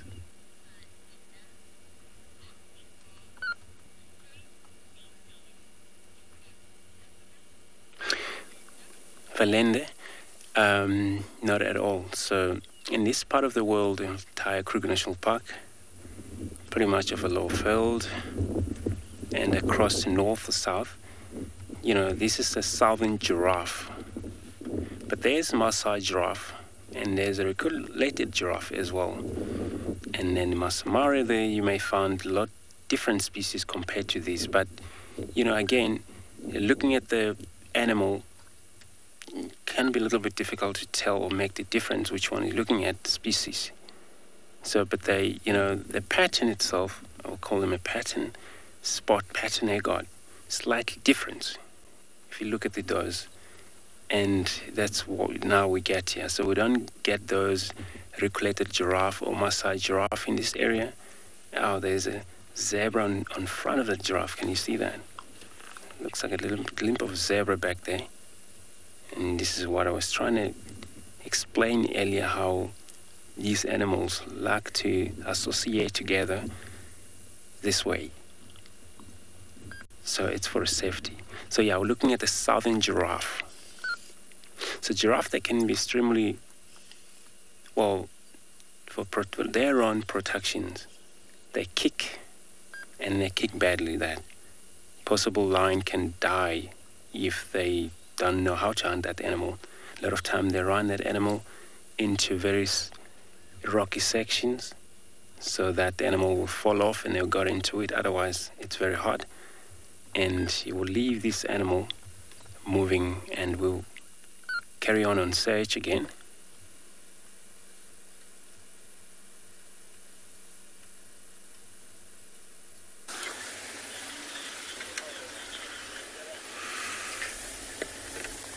And now just one of the young cubs still busy feeding on the Sinyala. Just a moment ago, the mother and the two youngsters were all busy feeding all together. And look at how now they've basically cleaned that back leg down to the bone. They've cut all of the muscle off of it. It looks like the little female has had her fill for the time being. She's moved off to the right and is now lying on the cool sand under the tree in the shade. And it's just the young male now. With him being a little bit bigger than his sister, he'll need a bit more to eat. To, of course, not only fill his belly, but also to fuel his growth. And I wonder if he takes his head out there, if we'll be able to see some blood on his face. It looks like he's sticking his head quite far into the carcass there.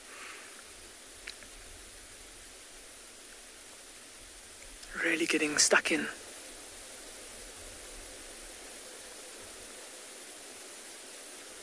And again, the mother's still looking very relaxed.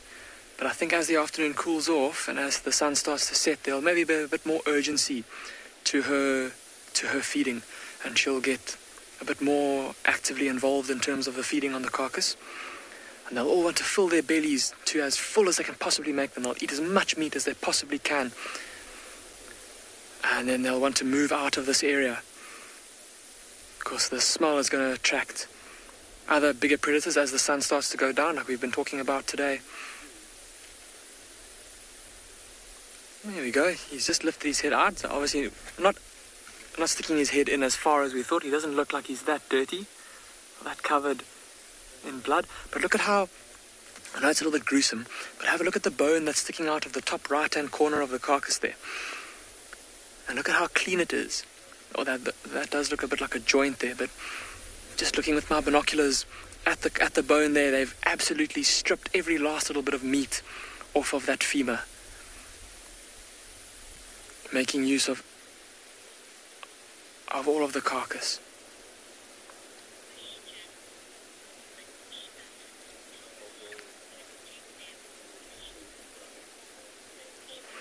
Anushka, you're asking how long it will take them to finish this carcass. Anushka, to be honest, I don't think that these three cheetah are going to be able to finish everything of this carcass. Now, cheetah, with their jaws being quite small, they won't be able to eat as much of the carcass as something like a leopard or a lion or a hyena that's got stronger jaws that can crunch through the bones.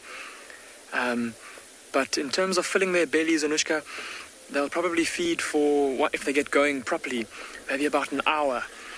I remember, and you may even remember as well, Anushka, a couple of months ago, it was actually this same mother cheetah and her two youngsters that killed the grey duiker. And we timed them. It took them 1 hour and 10 minutes to finish the entire carcass. And now that animal is a fraction of the size of this Inyala.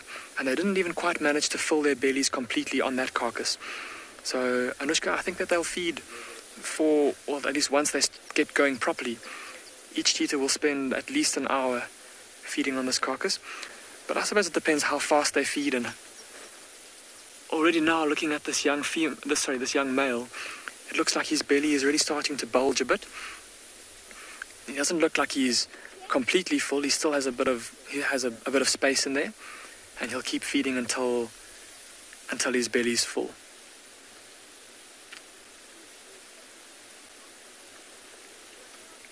Look at how beautiful that is there. And I think that these three cheetah have given us a fantastic sighting this afternoon. It's been wonderful to see them again, to see how big these cubs are getting.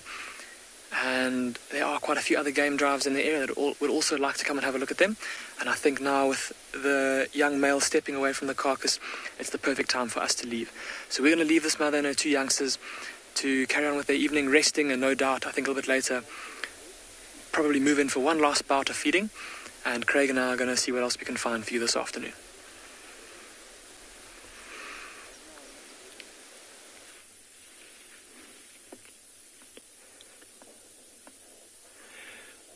Wow, jam-packed afternoon for cheetah. We are finally in a position where we can get a good view of these little cubs. They're currently very busy, over mom, chasing each other, and all she wants to do is relax. You can see it's fairly warm, so she's found a nice shady spot just to reside under. And these little cubs have got energy.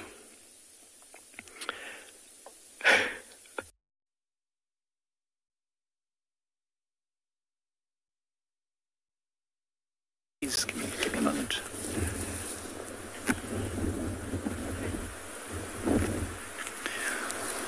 We are sitting at Ndlovu Dam, and there are two big warthogs that have just come down. Looks like both males.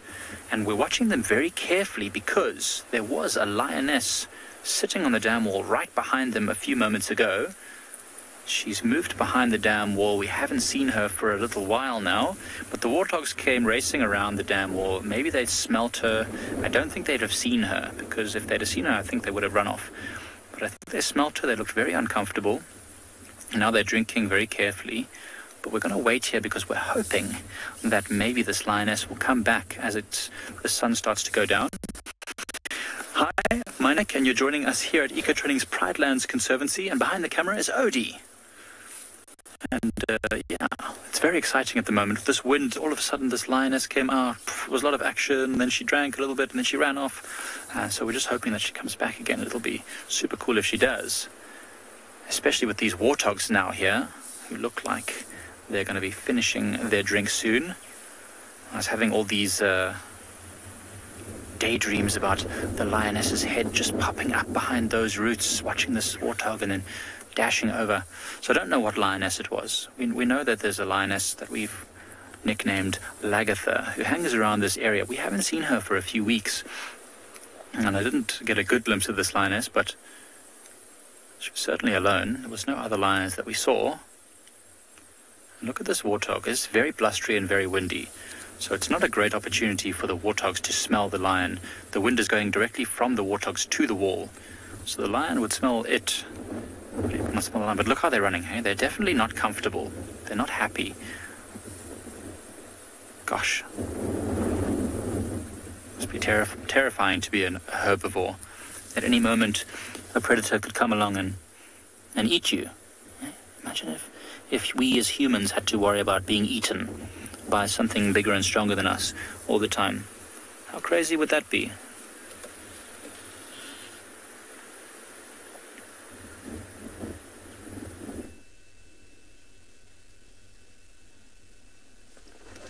Jumbo jumbo, everyone.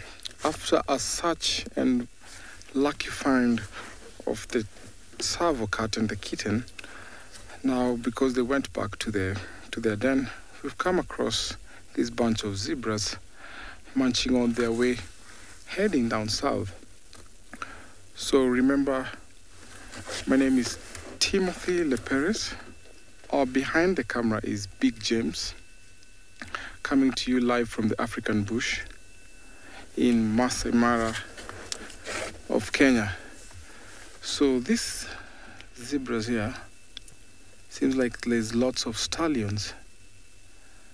And sometimes stallions will hang around by themselves. I've seen a couple of times where the stallions will defend their females from other stallions. So this one here is looking away because I can see there's some females over on the side where some taupe is also following them. So I think these are the last ones to be around this area, since some of the herds from the river have walked away heading further south. So these zebras sometimes accompany themselves with the wildebeest and the taupes in the Great Migration. So it's not a surprise that we find them here, since there's no wildebeest at the moment. Wow, look at the sun and the very beautiful color of the African savanna.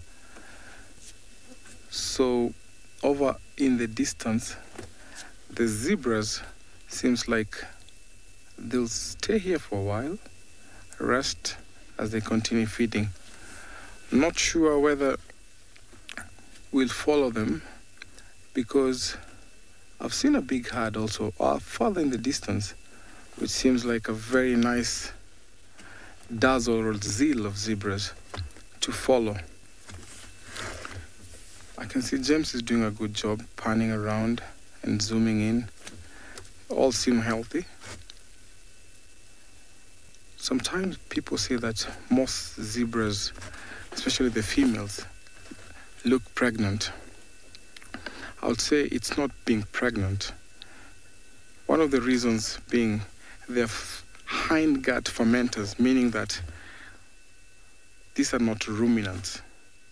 So most of the time you find their stomachs are bloated.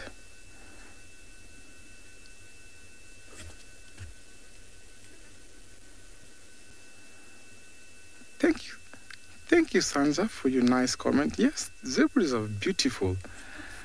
Very, very well commented. So these zebras have all the different patterns. These are the ones that we find commonly here in East Africa, especially south of the savannah or south of Kenya, which we call them the common zebra or the Burchell zebra. Further north of Kenya, we have the gravy zebras. So the difference are markings, of course, and also the size. Some of these walk in very big herds. The gravy zebras will be in very not big numbers, especially the stallion, who is territorial, as compared to these ones that are not really territorial. Wow, look at that. We have some elephants in the background. See, it's that time of the day when the sun is going down, so it's really getting cool. So the elephants are not flapping as much. You can see the teeny tiny babies in the midst of the herd being shielded away from the sun. And they're walking slowly. I think they could be heading further up because these are the ones we saw earlier this morning coming from the river.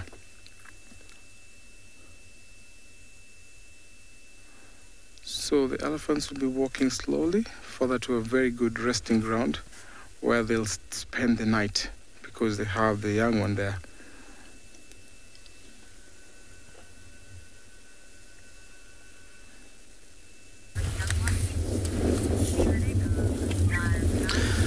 From elephants up in East Africa to elephants in South Africa, as we were leaving that herd, so two more popped up behind us, and they have been very obliging. It's a massive cow with her young one, and they've just really been sitting next to the car having a nice slow feed up until a few minutes ago. Now they've started to walk a little bit, and the little one's going behind a tree. But these two seem super content in just taking it slow.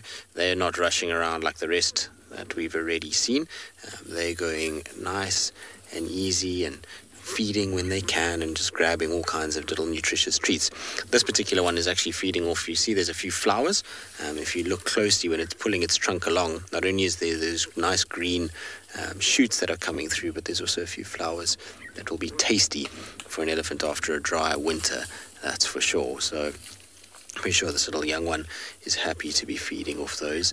Mom is not that impressed with the leaves at the moment. She's spending most of her time feeding off roots, funnily enough. So she's after the cambium layer. So Jonathan, you're asking signs of elephant charges and what makes a charge, I suppose.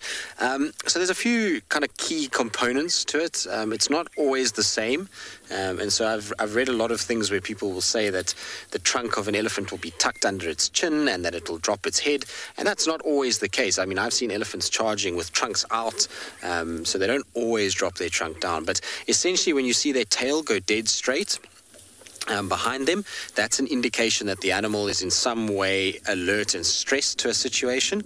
If you see ears out, facing you, rocking back and forth of the front leg as if that indicates indecision with that tail out, and then accompanied by lots of vocalizing, then typically that's going to indicate something's about to happen. Now, either they're going to run away or they're going to charge. Now, if they're charging, what they generally try and do is they try and rush at you. So you're going to see them running towards you, and that often is accompanied by loud bursts of trumpeting as they're doing it, and that's all to try and intimidate you and to scare you. A lot of the time, though, when they're really serious and they're prepping to make contact with you and they actually want to prove a point, then that trumpeting quietens down quite a bit, and they'll only start to trumpet if they actually make contact with whatever it is that they're after. So most of the time, the tail is a good indicator, as well as the ears flaring as they come towards you, and then them kind of dropping their head at the last second as they prepare to hit whatever it is that they're confronting. So those are really good indicators. I find the tail a particularly good one. When that tail becomes very erect out the back, then you know that they are unhappy about something, and that could be, obviously, you might see it in a national park, and it might be something like they've come across lions or wild dogs, or it could be your presence. So just got to watch what they do from there. If they start to look straight at you with their ears flared, and like I say, that rocking foot, that can be an indication that they're starting to get a little bit irritated with your presence, and then they'll do a few sort of rush forwards at you, and if you still don't listen, then they often initiate a full charge. But it can happen, BK, let me go back for you a little bit. It can happen that they will even charge without those warning signs. Elephants can be just upset. You never know if there's a bull that's potentially been giving them a hard time over the last few days, or something like that, and so you just got to be aware and just watch what they do. But these two, you can see, are super relaxed. They don't even kind of move when we start the vehicle, which is really cool. Oh, she's so beautiful, though. I could spend all day with her, and so relaxed as well. We probably will spend a little bit more time with her, given that she's giving us a beautiful show at the moment, and so we'll see what they get up to. Hopefully, they'll come a little bit closer at some point.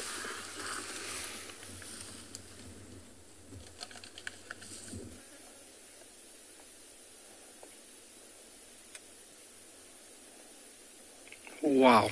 Tristan, I agree with you 100%. Elephants I could spend all day with. as well as these little guys. Still very, very busy, irritating mom a bit, wandering off, mom calling them back. Busy bodies. I'll have these bouts of playing and then feeding and then sleeping. But we are in the action section of this afternoon with these little cubs. As Maurits would say, these little fluff balls, and they are absolutely adorable. Mom just conserving energy. Her senses are finely tuned in while these little ones do their thing. It's very important that they, from a very young age, find a playmate, and having multiple siblings like this is a very good format for these little guys to practice their agility and their skill.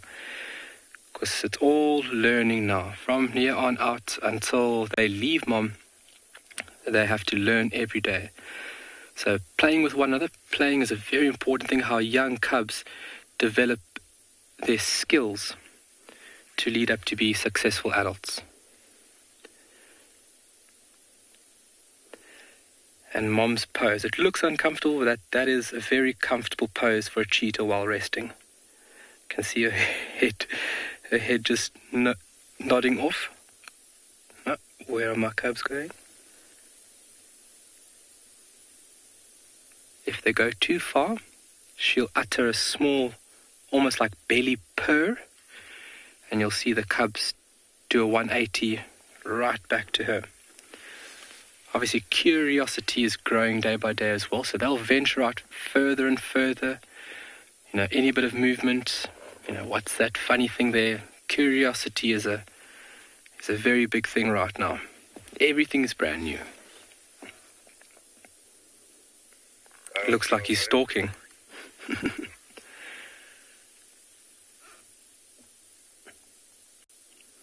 And you can see what an amazing... Oh, there she gives the call.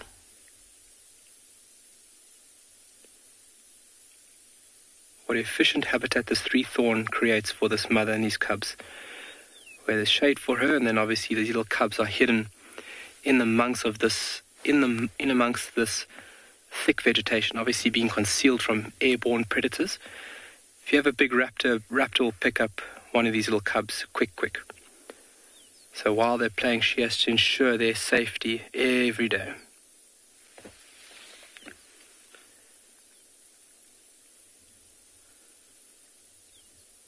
Wow, beautiful. What a privilege it is to be sitting here and looking at cheetah cubs this young. As I mentioned earlier, this is the youngest cubs I've ever seen in my career.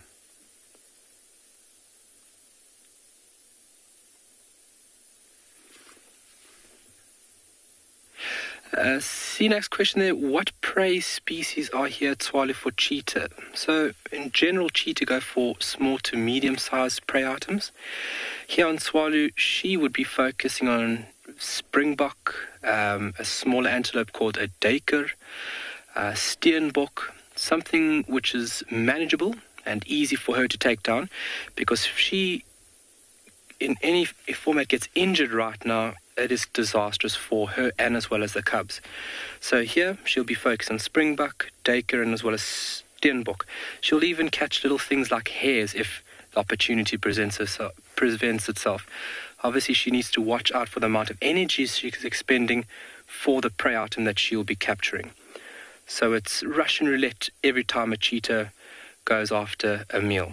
And they are cats that actually push their body to the breaking point. So she needs to be very careful, and obviously experience with a cat, with a female like this, comes into vital play for not only her safety, but now the safety of these little ones. Oh, I'll stretch.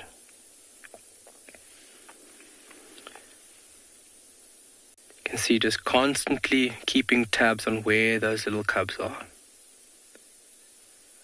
And if something does approach the cubs, I mean, people or, guides in general say, cheetah you don't have to worry about. As a human, you don't have to worry about a cheetah. There's never been a recording of somebody being killed by cheetah. But believe you me, when they are put in a corner, they can be quite vicious. Not only making a wide range of vocalizations that are quite intimidating, but then also the facial markings really accentuating the anger. And she will put down a very strong hand if push comes to shove.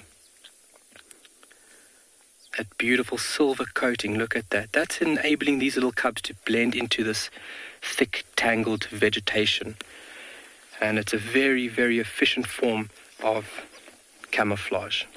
Along with the spots breaking up the outline of the animal's body. But they're not thinking about that. It's play they are thinking about. You can see Mom just looking at us. Wow.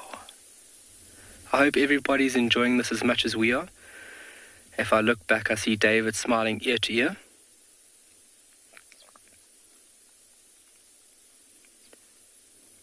Beautiful. And you can see those black tear lines presented on these little cubs' faces, as well as Mom's. Obviously a defining factor or feature between that of cheetah and leopard, those beautiful tear lines.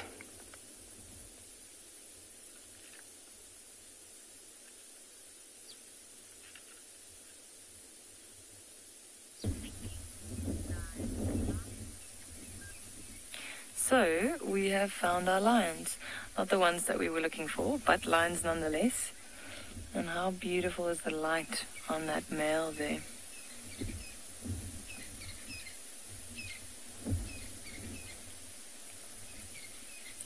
So coming down the road, we spotted them from a distance. The male just had his head up. And as we parked next to him, he fell asleep again.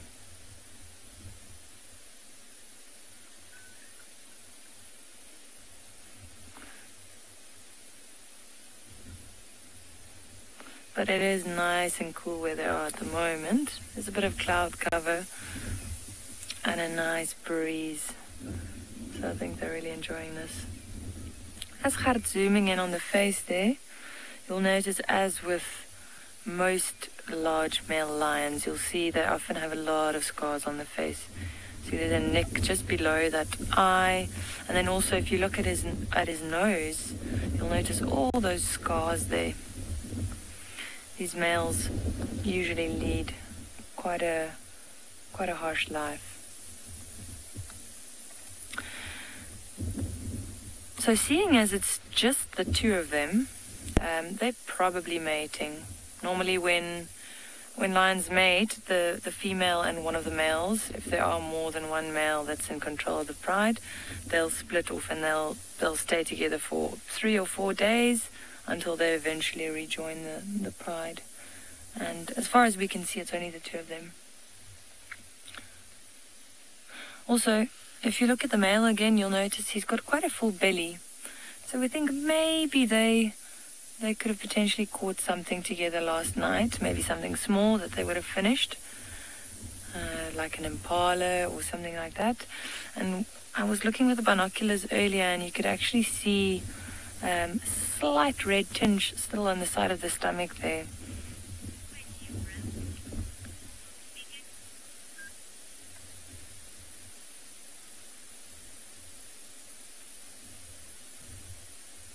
Juma sikio moja iko floppy na alikuwa amenyoroshwa basi. Huku ndio lipigiwa. Sipandi hii. Kwa sababu huko ndio lipeleka uchokozi.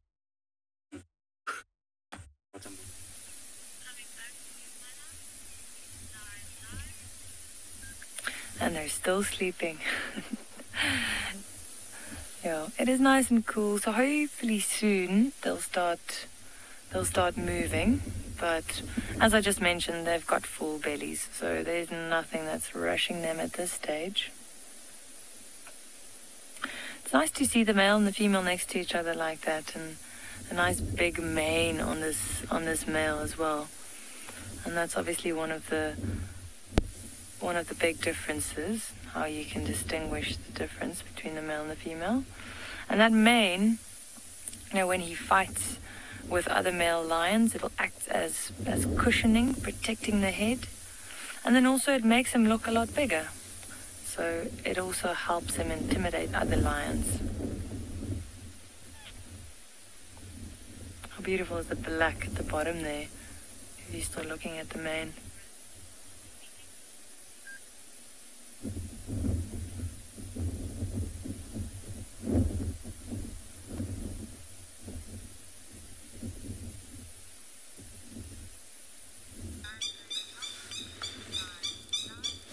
Well, it seems like a worthwhile idea given the time of day.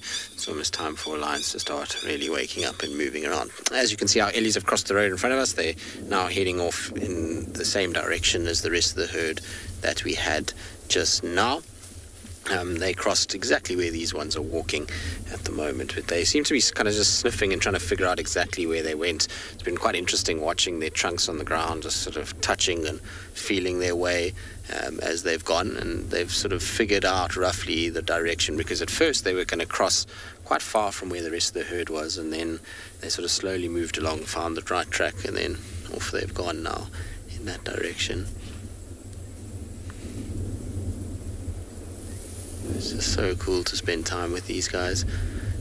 It's an animal that, until you spend a lot of time in person with it, sometimes people don't quite get why you'd want to spend a lot of time with them. Obviously, they're big animals and they just typically look like they're feeding, but there's so many things about elephants that are fascinating to watch, particularly when you spend a lot of time with them. There's so many social interactions, behavioral things that happen.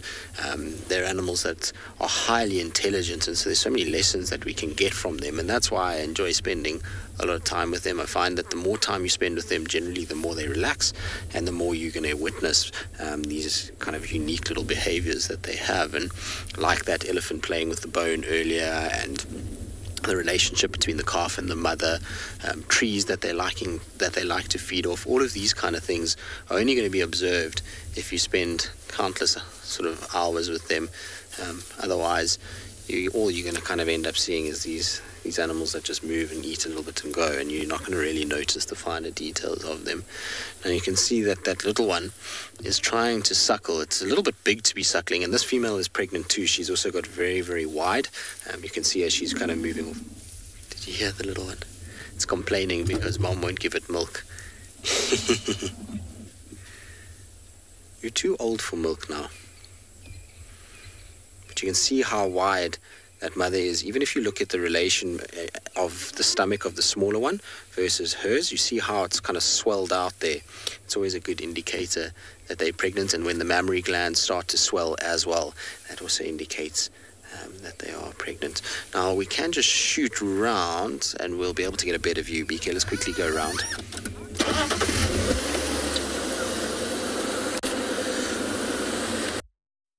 No, fine with the Mara elephants is that the tusks, are, particularly on the female, are a lot bigger than our females here, and that's probably due to the nature of the food that they're eating. In the Mara, it's a lot more grass diet than here. Here they're using their tusks a lot for vegetation and breaking of branches, whereas obviously in the Mara it's more grass. Now it sounds like we've got a little technical difficulty, so we're gonna just turn off and hope that it goes away, and hopefully these ellies will come a little bit closer where there's better signal.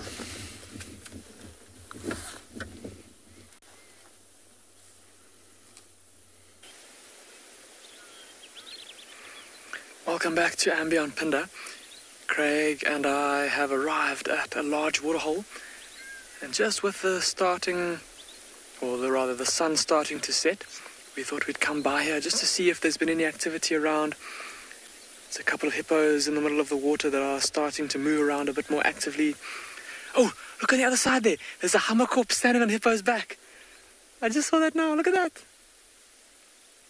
Oh, look at that.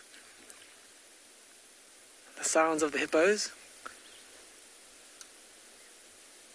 And that little hammerkorp is no doubt sitting on the back of that hippo, scanning the water around it, hoping that some little fish or little frogs come up to the surface that it can grab. It's often quite comical watching these little hammerkorps as they sit on the back of a hippo, especially if the hippo starts to move.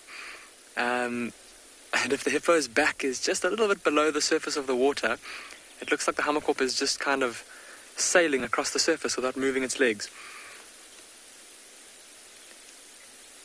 But just imagine for that hammerkorp, as that hippo sits there, obviously with that big body, there might be bits of dead skin coming off the hippo, little ticks that little fish might come to feed on. It's a big animal, so if it's lying still, it almost creates some structure in the water. And fish and frogs and tadpoles, not so much tadpoles at this time of year, but all kinds of little aquatic creatures will congregate around structure for safety. And so that hammerkorp will be keeping a lookout for any signs of potential prey from the back of that hippo. A little earlier, there was quite a big group of zebra that came down to drink. They have since moved off. And also just looking through my binoculars, just to the left of where that hammerkorp is, on the back of that hippo, there is an enormous crocodile that's lying up on the bank there, with its rear end facing towards us. Now, there's of course that hippo for size reference. I know it is very far away, but that is a very, very, very big crocodile. Let's come out of the water. No doubt to warm up a little bit before the sun sets.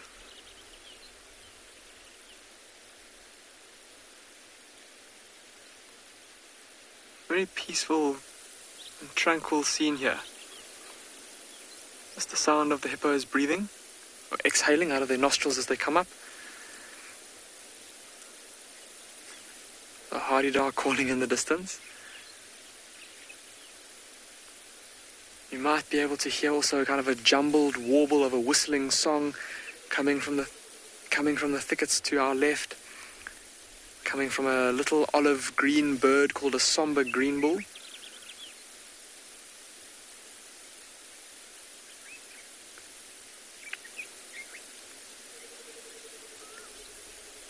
And of course that gurgling, bubbling sound of the Burchell's cuckoo.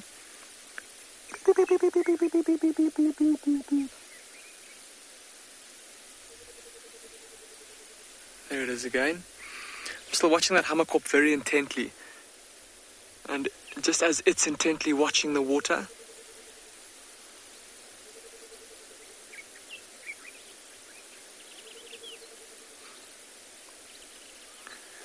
and just to the left of it and a bit further up the bank or on the shoreline,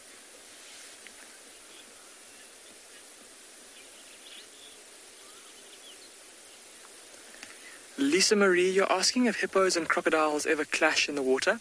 Lisa Marie, for the most part, they avoid each other, and it's more the crocodile avoiding the hippo, as the hippo is quite a bit bigger and has also very, very powerful jaws and very big teeth. And if a crocodile does get on the wrong end of the hippo, so to speak, a hippo could kill a crocodile with a bite. Those massive big tusks on their lower jaw, they could seriously injure or kill a crocodile. So most of the time, Lisa Marie, a crocodile will avoid a hippo where it can. Every now and then, you do find a scenario where a crocodile tries to maybe attack a young hippo or just gets caught in amongst a pod of hippos and then may get killed like that. But as long as the crocodile is not doing anything threatening towards hippos, the hippos will also normally just ignore the crocodile. We've often seen here, actually in this particular waterhole, especially during the winter time when it is a little bit chilly, and the hippos and the crocodiles alike will often come out onto the banks to rest during the day and to warm up in the sun. And we've often seen where there's been an enormous croc like this one here lying out in the open, and we've seen the young hippos actually come up to the crocodile and sniff it and even mouth it. And the crocodile has just kind of sat there and not done anything.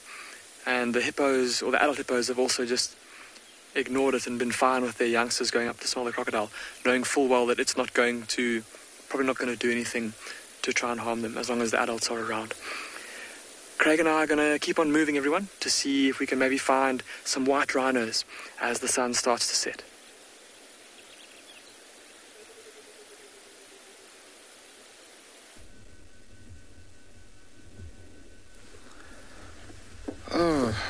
Ladies and gentlemen, welcome back. We have very fluffy looking antelopes here. These ones are called the waterbucks.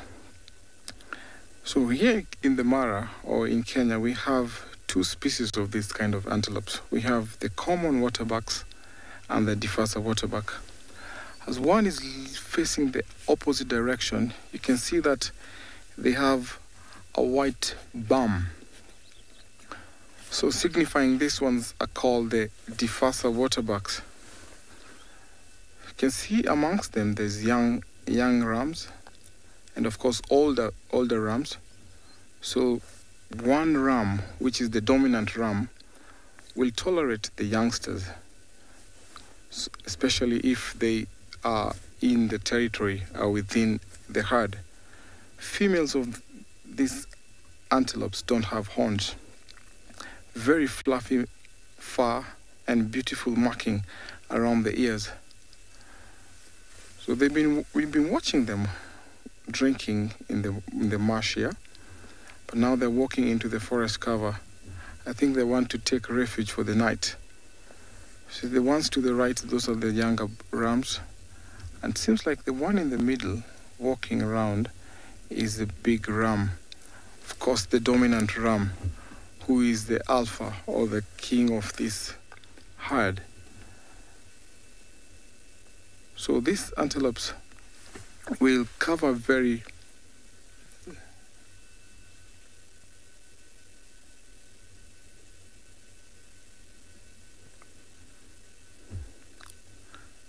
Stanley, thank you for your question. Have I ever seen a live hunt in the Mara? I've seen not one, not two, but several hunts here in the Mara. Leopard hunt, lion hunt, cheetah hunt, hyena, lots of hunts. You can see the young one there, the little calf following the mom. Of course, is vulnerable to predators, especially at this time of the day when the sun is setting. Of course, we have hyenas who are almost patrolling.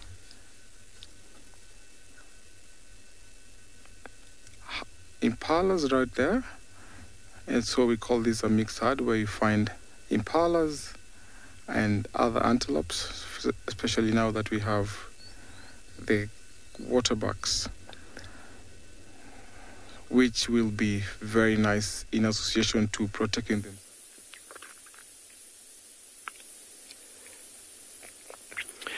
To all the parents out there, I bet you now, somewhere along the lines with your kids, you would have been going through this specific point, where you just want to snooze and the kids just want to play. These little cubs have not stopped.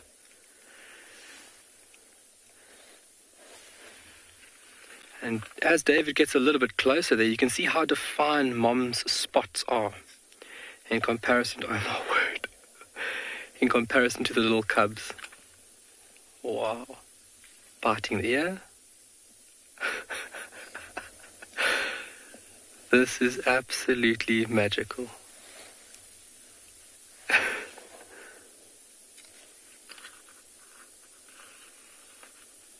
It's full on attack mode now. Mom, wake up. Mom, wake up.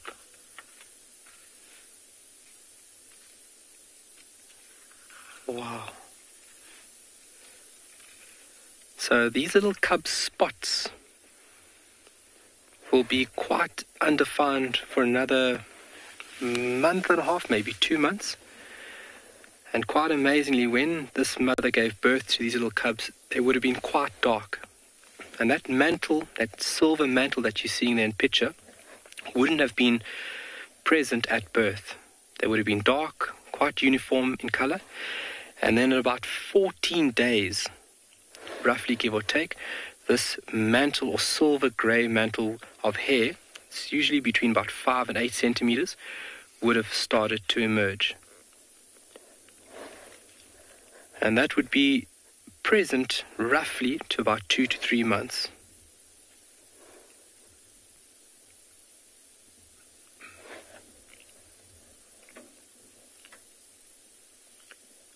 Mom just giving us a little look.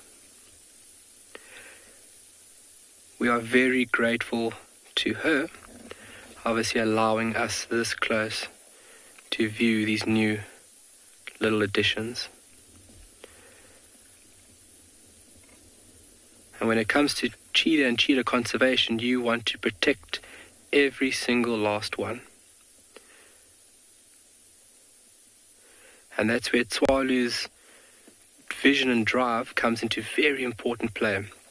Tswalu's got a very healthy population of cheetah, and we also try and ensure their genetics stay as healthy as.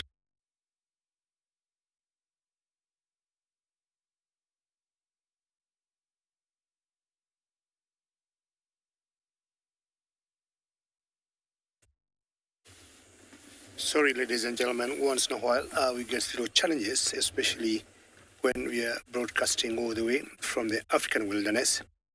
I've sat with my lions up to now, and if you look carefully there, we've been trying to identify this male for the last 1 hour, and we are very much convicted this could be Blondie. Look at his mane carefully. And the coalition of males in this particular area, we used to have the triangle males, or the triangle boys. There was Half-Tail, Bang, and Blondie. He disappeared for a couple of months, and I think he just resurfaced. Looking carefully on his face, he had some big beating, and we think he went across the river to the Mara, to the main Mara, or the Greater Mara. And currently, there is an altercation between him and one of the females. We have also found out the prey they're devouring now is a buffalo, and a young buffalo. But now, the pecking order here is males first, females later, sometimes cubs. But he can't eat. He can't allow the female to dig in. So he got his paws on the prey. And just listen to that.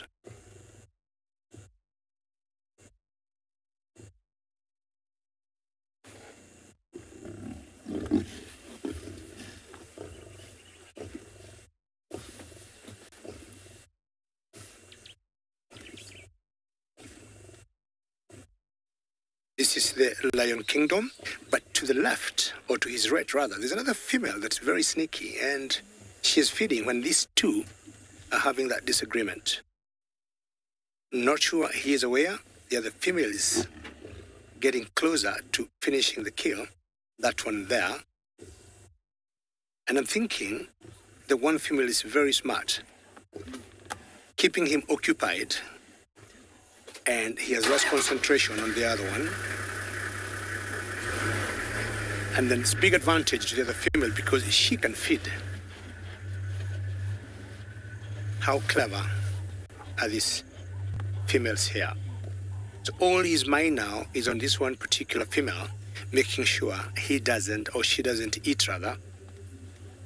But the other female is busy eating. Look on the face. You see the scars below the eye.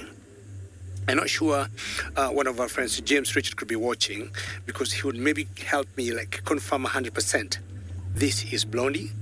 Take as many screenshots as you can, and then maybe tonight or tomorrow we'll compare notes and double confirm it's Blondie. And if it's him, then he's back to make the 3 of the triangle boys.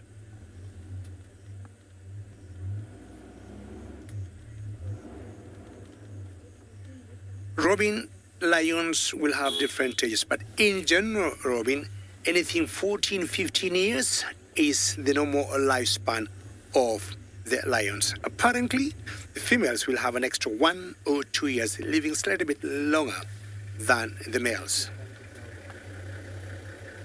So what he did, Robin, if you look at this male here, when he crossed to the other side of the Greater Mara and he crossed the river, he tried to join a new coalition, and this is exactly the result of trying to venture into a coalition where he was not welcome. I think he thought, east or west, home is best, and he came back to the Mara Triangle side. And I'm now thinking twice whether actually he is the father of these 4 cubs here, because they do not seem to be getting along very well. we are here to find out exactly who fathered these 4 calves here. So one female, or the other 2 females, flat as usual. And the calves are in that small little thicket there. If you look carefully, you'll see the 4 calves. It's one of them. And I think as soon as the male roared and growled towards the females, what the calves did, they just took off very quickly and stayed there. One of them came very quietly behind the male and was feeding. And I'm guessing it could be this one, but not wanting to take chances. They're keeping a safe distance.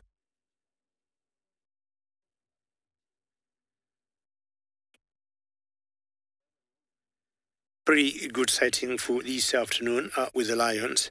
And I still got some hopes of finding my friend Jasiri, the baby elephant that had a bad foot. So I'll be leaving these lions and telling them bon appetit for their dinner and maybe catch up with them tomorrow morning.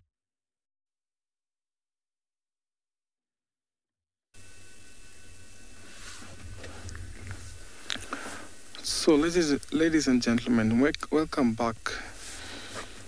We have the river horse over here. I think it's that time of the day that he has woken up to go and find some dinner. Of course, hippos will rest in the water during the day and then come out in the evening to graze. Very good lighting, and I think he looks like he might be walking into the bushes right now. Look at the scars and the markings on his back. Seems like he had a fight not long ago, because you can tell by looking at the markings on the back from the tusks, I think, from other bulls when they were fighting. So typically, it's not abnormal to see hippos at this time of the day.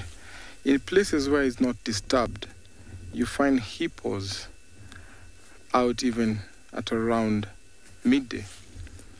Because here there's lots of movement, there's lots of animals walking around, so you find sometimes hippos concealed in the waters. So this guy seems like he'll not walk too far because there's plenty of grass over here. But hippos are known to walk over 45 kilometers to find some good grazing land.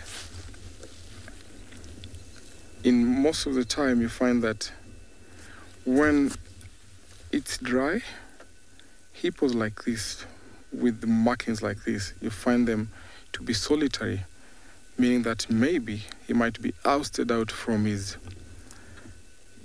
territorial area by another bull. It doesn't seem like he's walking our way. You can see the pink markings on his body. They reckon that the pink is a fluid that comes from them or secreting from the skin, which is called the hyposudoric acid, which really helps them during the day when the sun is scorching hot. Very nice and walking slowly. Seems like he might be limping a little bit. Not quite sure. But in the kind of movement he's walking, seems like, or maybe he's too heavy. Yeah, bulls like this can be dangerous, especially when encountered on foot. He's slowly walking, and I think he might be limping. His hind right leg could be has an injury. Off he goes back behind the termite mound. Sure, James is doing a good job panning around to see what he's up to. So hippos walk while grazing sometimes. They use their lips to grasp the grass to feed. And the kind of movement they walk, especially when you get closer to a river, you'll find that there is a path leading to and from the water.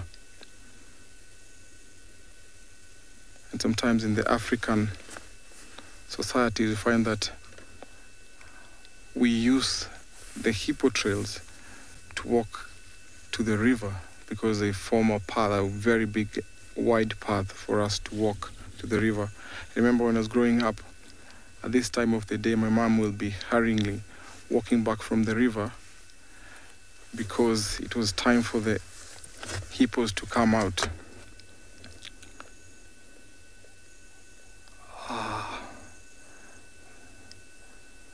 That's a sign of an aggressive. That's one of the signs of an aggressive display, but that looks like a calm yawn. But often at times when there's hippos clashing and one yawns and opens a wide mouth, you find that that is an aggressive display. Keep off.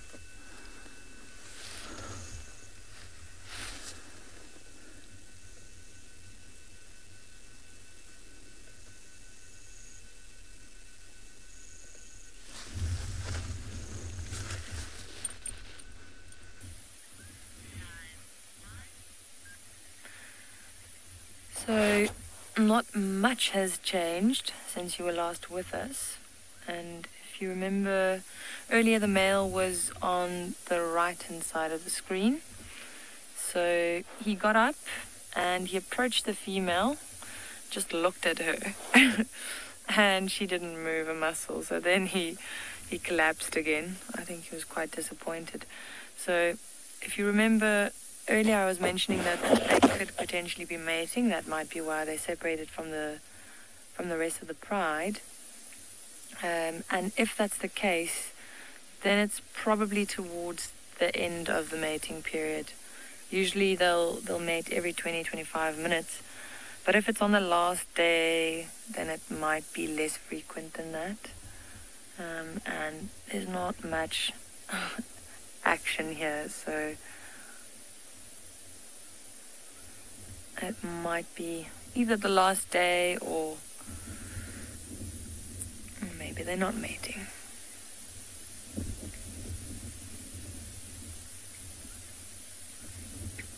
He did seem quite keen, but she didn't get up. She didn't even look at him.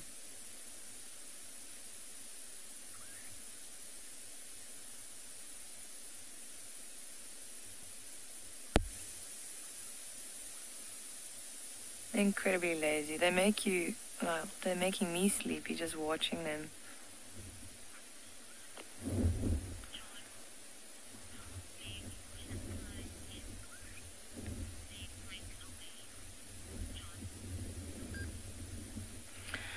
John, the most lions I've seen on Gala was 28 lions together, and that was actually the two Birmingham prides that came together once they'd separated already. But then we found them, the one day we found them in the riverbed, and they had caught two buffaloes, and we watched them feed together, and then they split off again. But yeah, once again, back to this area,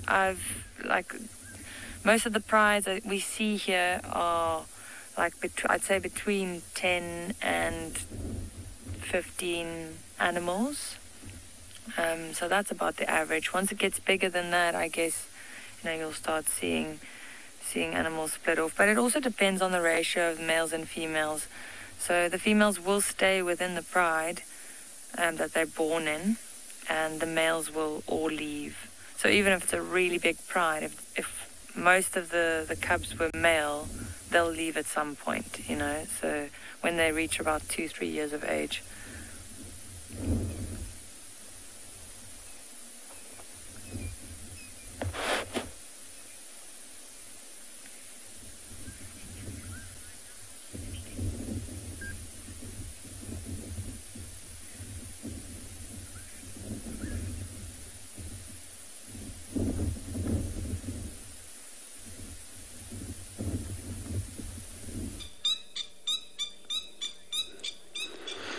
Beautiful, wild animals always decide. So sleeping cats, it's one of those things.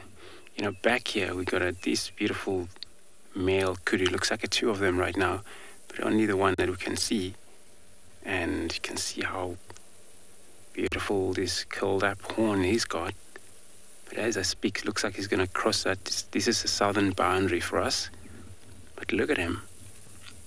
So this is a type of antelope that you mainly like to be in the thicket. Just because they mainly browse it. They can eat grass, not a problem, but they prefer eating from trees, just like giraffe does.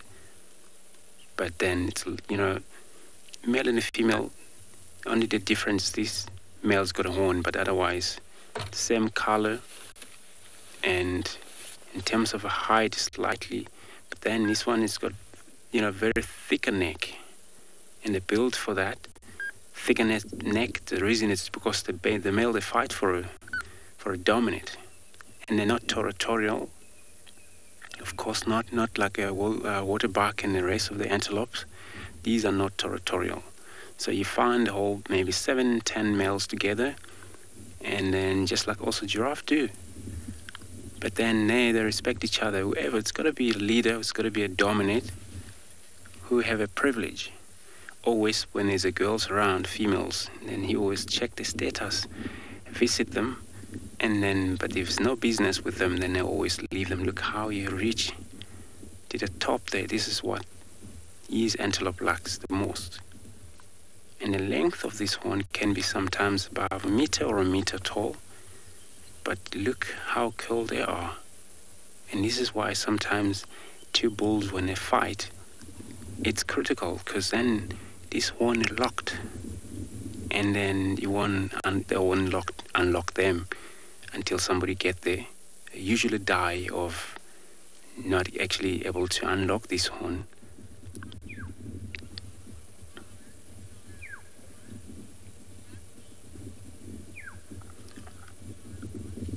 Aralamo, that's indeed a very beautiful horn. You know what that do with this horn? So you know what, used in South Africa, there's soccer playing, in a soccer field, there's a lot of blowing this we called vuvuzela, and this is what's pretty much South African soccer.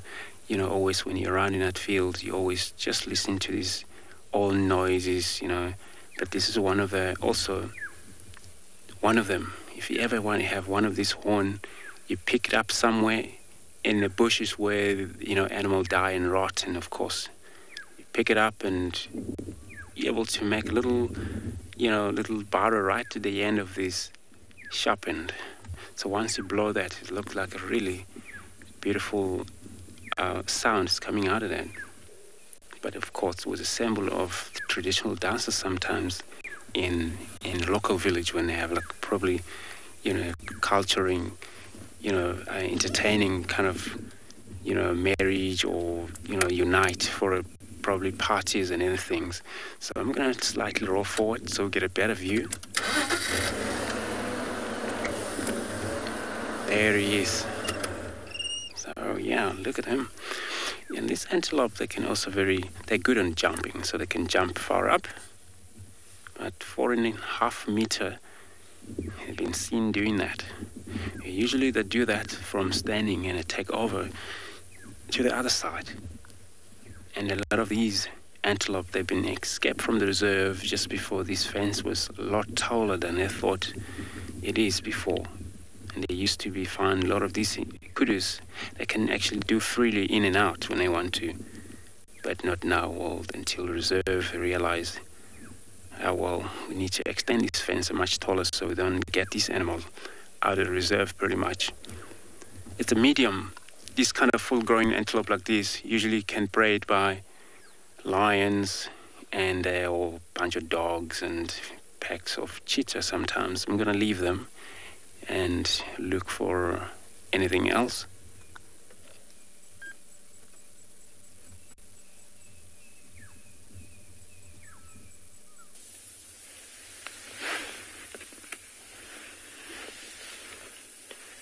All right. So from play, we are now sleeping. Obviously expended all the energy and They now require a little bit more, and Mom is right there. How nice of her. Thanks to all the mothers, all the ones that are hardworking like this one over here. We salute you. And she's enjoying it, snoozing back towards the sun. Obviously, all senses still finely tuned into the environment. But those cubbies are busy having a little drink, and they will remain like that for the next 20 or 30 minutes. Hopefully we have another little spell of activity. You can just see the one's head there being illuminated.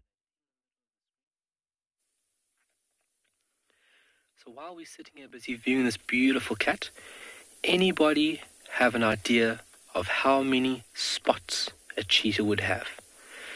I want to hear some comments. Hashtag Wild Earth.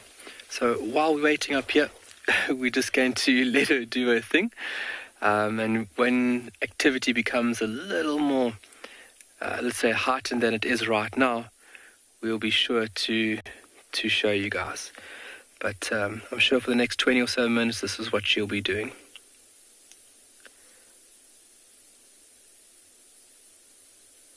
Beautiful. Around us now, we're also starting to hear a lot of activity from quite a remarkable reptile, a gecko. So we're sitting in the vehicle, and in the distance, we can just hear the small tick, tick, tick, tick, tick sound. And it's actually the sound or the vocalization made by a barking gecko. Oh, look at the little paws.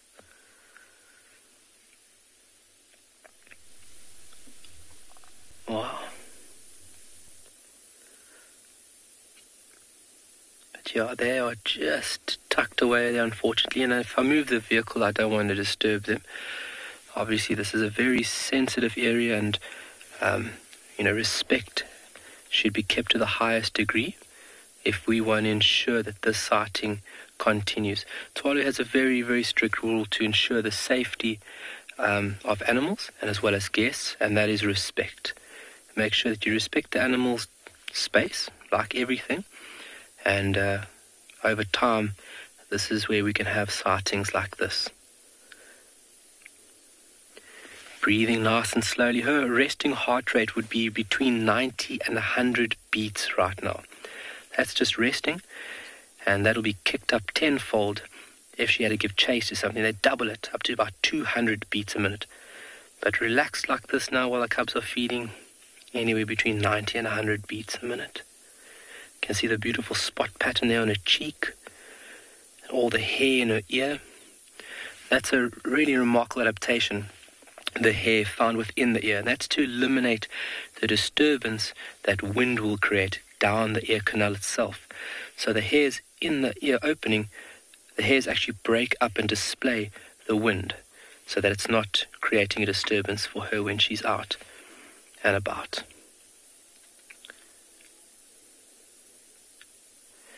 And we'll be expecting her in the next, more than likely tomorrow. She'll more than likely leave the site to go and find the next meal. It's been 2 days since she's returned. She's been here with the cubs for 2 days now straight, so more than likely tomorrow, sometime she'll head out to go find a meal.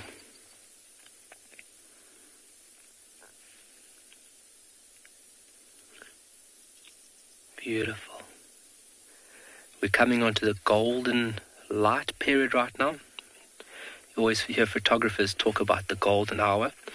It's really the golden 10 or 15 minutes, but that light is just sublime right now.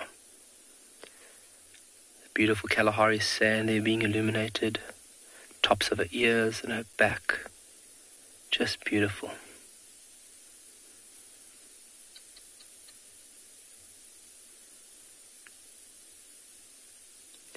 If you guys have any questions or comments, please feel free to put them through hashtag WildEarth.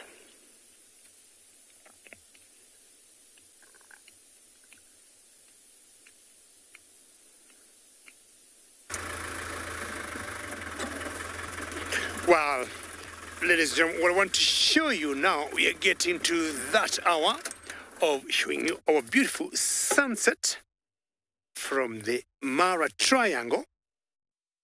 And we've been trying to catch it come out nicely, but I think very slowly, maybe the next 5 or 6 days or so, we'll be heading to the equinox. And that's why the sun, to me, I would say, is a bit dismal. It's not the very sunset I've always known or liked to see from the Masai Mara. I'm sure you know our sunrises and sunsets in Africa are always stunning, outstanding. Still, we got that sunset for you, and that tells you the direction you're looking at is my western horizon.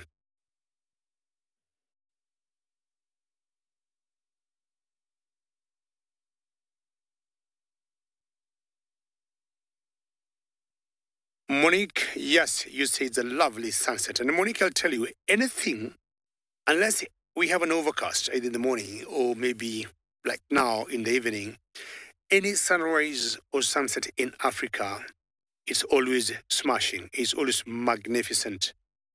And what we have in the backdrop there is the very famous Olo Lolo escarpment. Monique, I'm trying to imagine you saying Olo Lolo, Olo Lolo.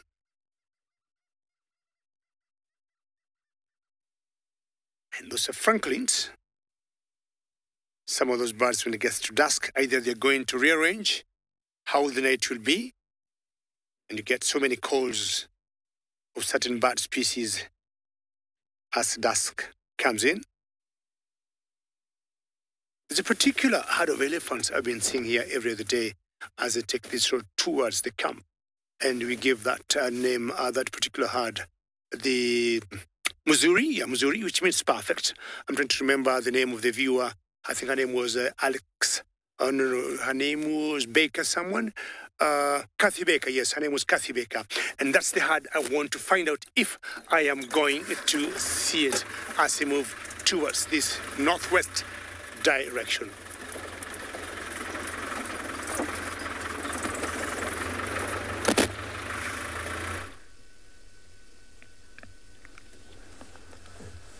Every day before we go to bed at this time of the year, the beautiful sunset comes in an array of colors, different colors. So as some people might call it, the sundown, which appears to be the sunset. The sun, because we're sitting here in East Africa, especially in the Masai Mara, we are sitting almost to the equator. And this time of the year, September, so almost heading to the equinox, which happens 23rd or 22nd of September, we find that the sun will set to due west, as opposed to northern hemisphere and the southern hemisphere, which sometimes the sun sets to the northwest of wherever region in the northern or southern hemisphere. This is beautiful because it keeps on changing. Look at the colors, how they keep on changing. As soon as the moment the sun sinks down, in the horizon, beautiful, beautiful, beautiful. I can't describe anything other than say this, the sapphire light, which is very nice, and say overlooking the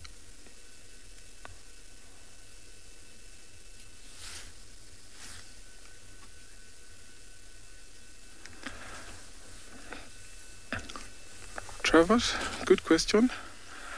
The Mara is about 1510 square kilometers. And where we're sitting here in the Mara Triangle is about 540 square kilometers. So all the Mara combined, because we have the Mara River bisecting the Mara Reserve and the Mara Triangle, which is the Mara Conservancy where we are. So the entire Mara is 1510 square kilometers.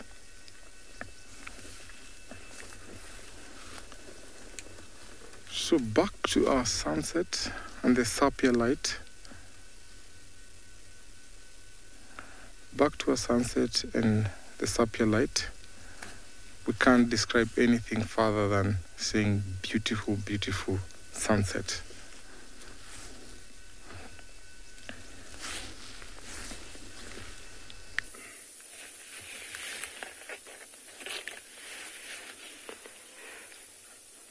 We are getting so lucky today.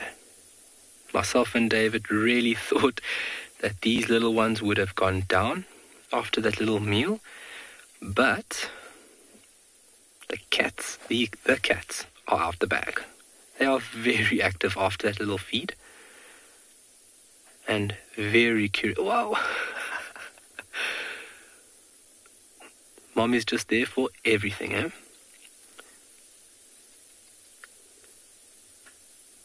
It's like they had a shot of caffeine. They're so active now. See Mom doing a little bit of grooming.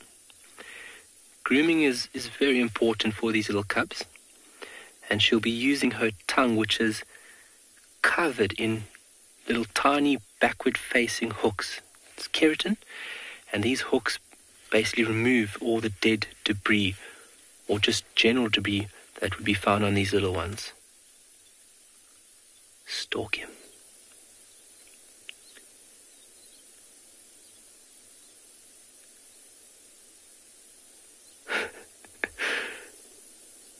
Can still see a little bit wobbly on their feet. Obviously muscles are developing and strengthening day by day. And that's where this play behavior comes into vital importance. Not only their agility, but as well as strengthening muscles and practicing techniques that they will one day use for themselves.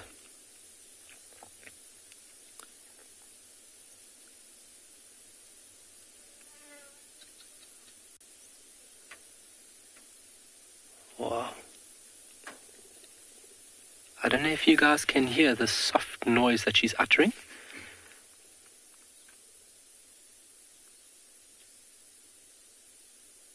She was just calling the other cub in.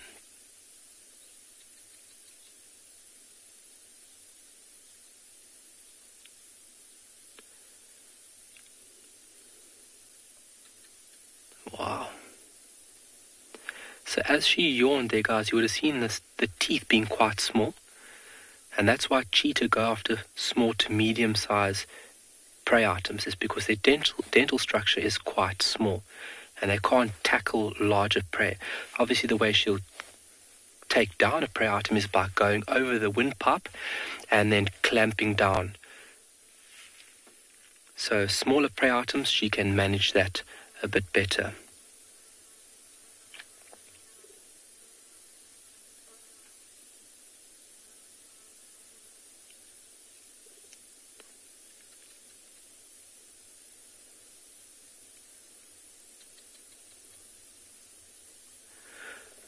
Wow, I just heard a little something there from a Megan. Megan says about 2,000. Yes, so every cheetah has its own unique coat, and then the spots would vary as well. So around about 2,000 is the estimated mark on how many spots a cheetah would have on its body. And it's quite incredible to think about that amount. If you're looking in the picture now, I mean, 2,000 is a lot. But yes, on average, between 2,000 and 3,000. Great. Thank you very much for that, Megan.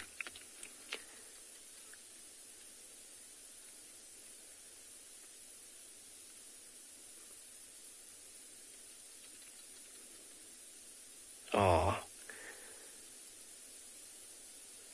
It's a little cub grooming mom now. And this is where social bonds are strengthened from this behavior that you guys are watching.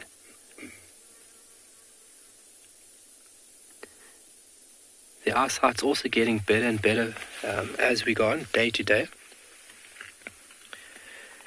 And we've got quite an amazing journey ahead of us, because these cubs will stay with this mother anywhere from 15 to 18 months. 15 months, around about there, they really start adopting the hunting technique, or practicing hunting, sorry. And then from there, kind of feeling an urge of independence, and from there, breaking away from mom. I think these ones will be a little bit earlier.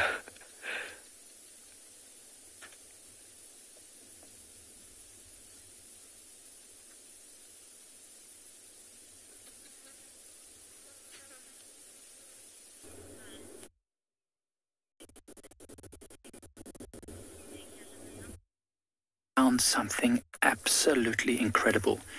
We've been following Pixie Pan female through very, very difficult terrain, through some that we couldn't do filming because the signal wasn't great, and we've come up and found her with a carcass and her 2 cubs. Amazing, I can't believe it. I'm so excited. And then she's got food for them. We can't move the camera, unfortunately. Any movement seems to set off our signal, so I'll just explain what's happening here. There are a number of hyenas at the base of this tree, and when the youngsters were very excited about her, they almost knocked up the tree, and the hyenas started trying to climb the tree to get to it. It was very close to them. Then the mother managed to drag the carcass back up. In this area somewhere that we saw early, and I know what happens often in these areas. Once one predator gets seen, other predators move in, and a lioness can climb this tree. She is being very careful to let her youngsters quick as possible.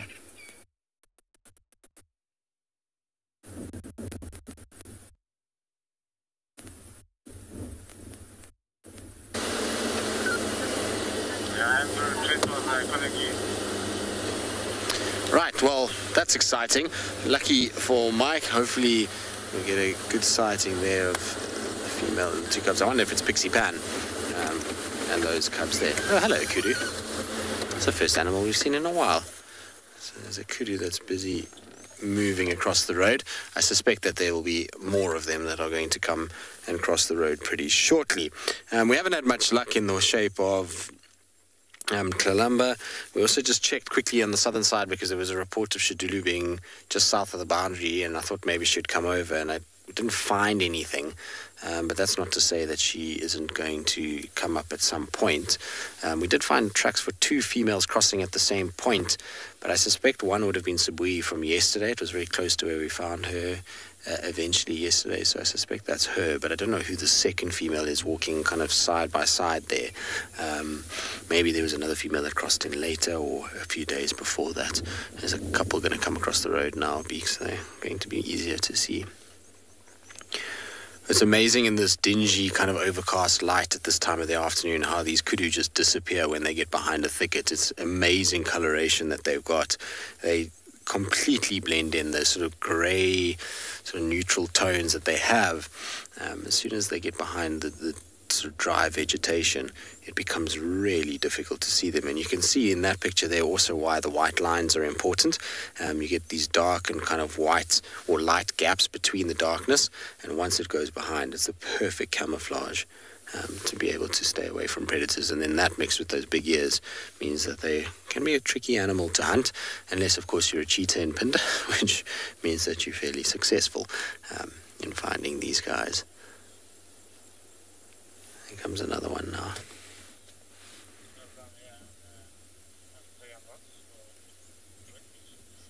You generally find they're in small groups like this together, and they're probably also going to be making their way down into lower lying areas. We were talking about with the elephants, because there's a breeze that's blowing. Being in the higher sort of crest areas means that you're more exposed to that breeze, so they're all kind of heading down the slope into a little bit more of a thicker section where it will be a little easier to hear what's going on and be out of that wind. Most of the animals that are heavily reliant on hearing don't particularly enjoy wind, so things like elephant, buffalo, kudu, nyala, and rhinos will typically disappear in the windy conditions. Rick, it really depends on their size. So like an adult bull kudu's biggest predator is going to be lions. You're going to find big bull kudus, they're not really going to be able to be taken by cheetah or leopards too often. Sometimes hyenas will go after them, but if you're talking about little baby kudu, probably their biggest predator would be a combination of dogs and leopard. They get really chased quite a lot. in this particular section. I would imagine that if you transferred this towards Phinda or East Africa, where you get kudu, you get lesser kudu in Savo up there, those animals will face a different set of circumstances. So Phinda particularly would be probably more cheetah, given that there's a much lower density of hyena and leopard. So lions and cheetah there, whereas here it's going to be hyena, wild dogs and leopards that will be targeting those little ones. And a cow like this is going to be leopard to a degree, lions mostly though when they're fully grown. You do find leopards grabbing them every now and then. In fact, we know of quite a few different leopards in this area, and Tundi's one of them that's managed to kill fully grown female kudu. So pretty crazy how strong a leopard can be. Incredible how they disappear though. You can just see the tail and the ears moving every now and then. All right, BK, I think we'll leave them there, given that they're just disappearing on us. Hopefully, Kalamba is going to pop out, or Shaduru, one of the two of them, at some point. It's that time of the day where you would expect one of those leopards to be moving around, and the way that Kalamba was calling, I'm hoping that she'll start calling fairly shortly, somewhere up ahead.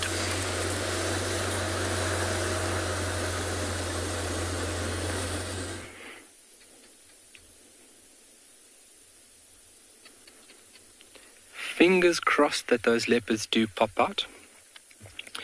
We've still got very high activity here with these little ones. Mom has also become a little more alert now. You can see her eyes and as well as her ears fairly focused. And the activity from these little cubs, I don't think is going to stop. Absolutely spectacular.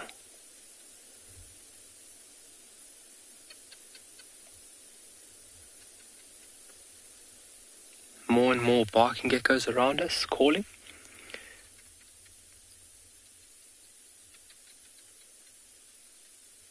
But coming to nightfall, she will then obviously find a spot, tuck these little cubs up, and call it a night.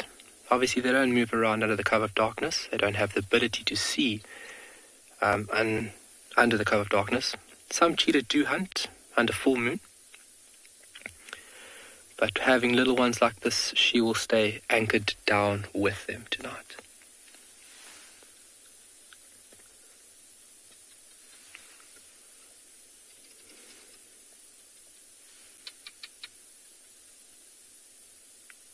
Over, Mom.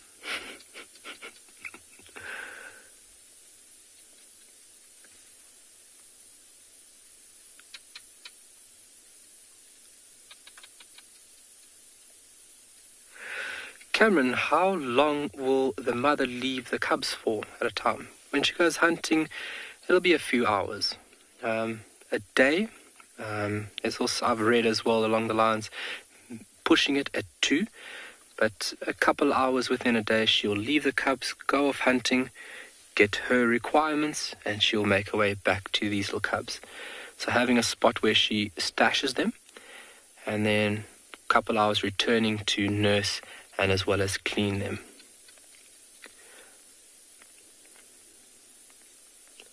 They're very vulnerable, so they need mom's protection continuously. And she needs to stay vigilant because they are very curious. Day by day, they're going to start wandering off further and further. Hello, beautiful mummy. Beautiful amber eyes. Very, very, very large. Obviously, what enables cheetah to look and see prey over vast distances.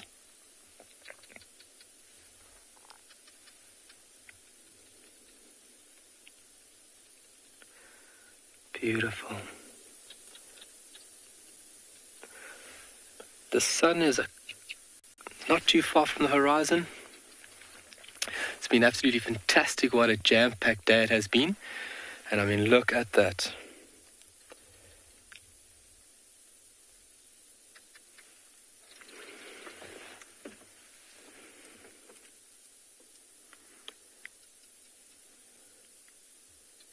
Oh, no more play.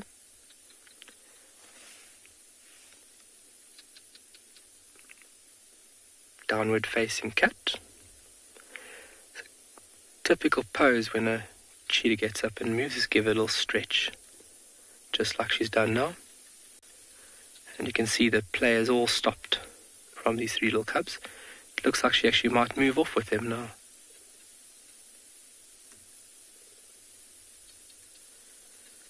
And you can see that white tip at the end of the tail. Brilliant visual cue for these little cubs to follow through the thick vegetation.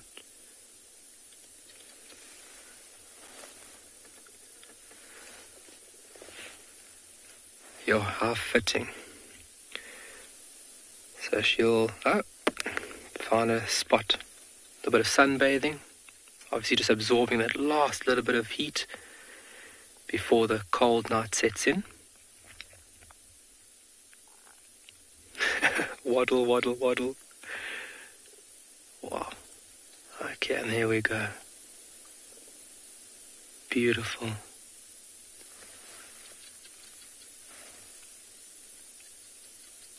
Magical. What an amazing afternoon it's been. Perseverance has paid off.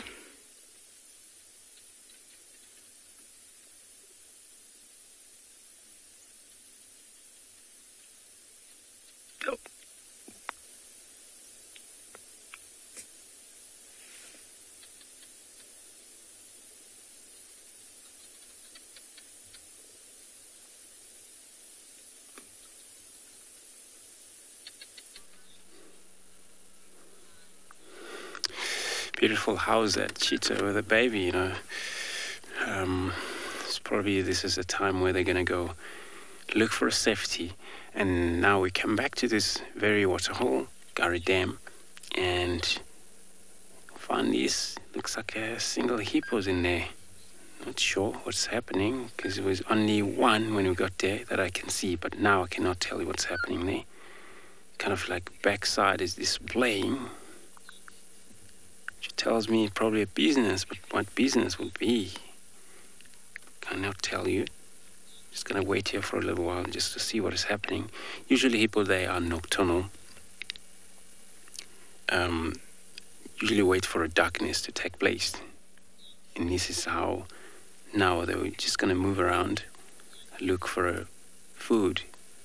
You know, the male really, you know, they also aim too much, or they will focus on patrol on their boundary territorial, and they're making sure that every time they return to the very same water hole, sometimes male return and then some of the girls separate far or don't come back to this very water hole, and then they'll probably meet up again, and the next evening they get mobile.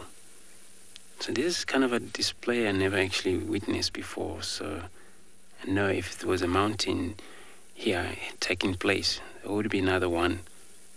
So like I say, it was only one individual hippo that I find here, and unless if it's a female down at the bottom, but we've been staying here for longer now.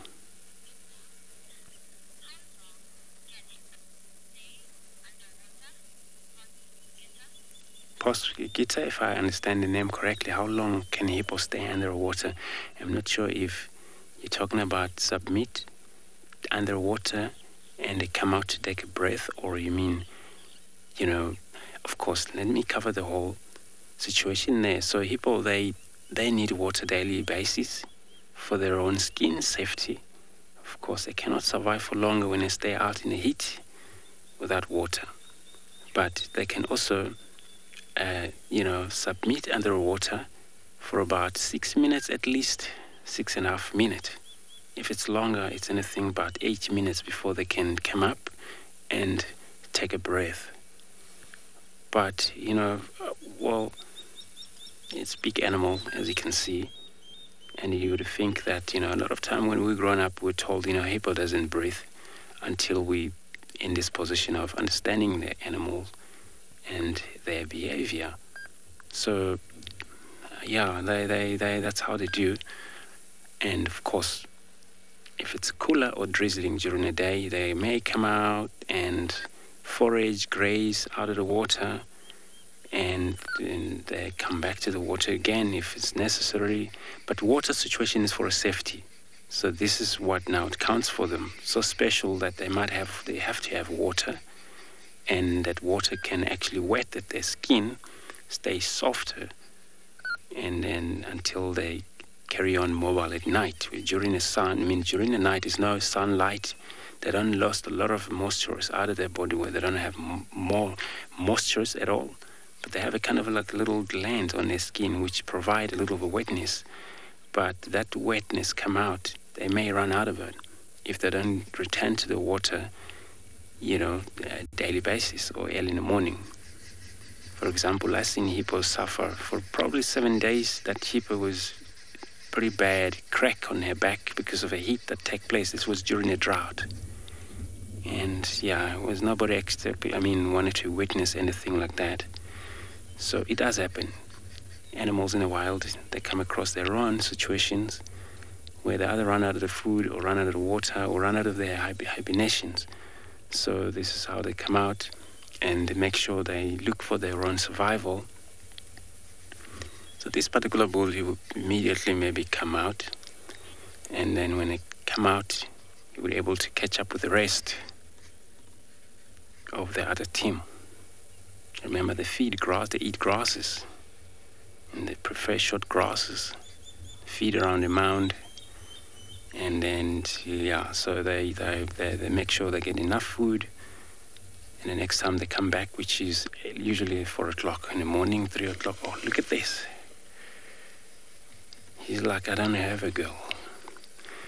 So, for everyone, this has been a very good afternoon, and just want to thank everyone for being part of the show, and we're just going to hope tomorrow is going to bring much better, and we're going to have the same game drive. So I just want to say goodbye for everyone out there where you are. Thank you very much from the team Wild Earth. Bye-bye.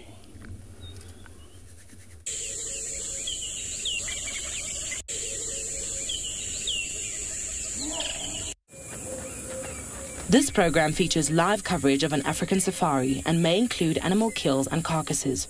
Viewer discretion is advised.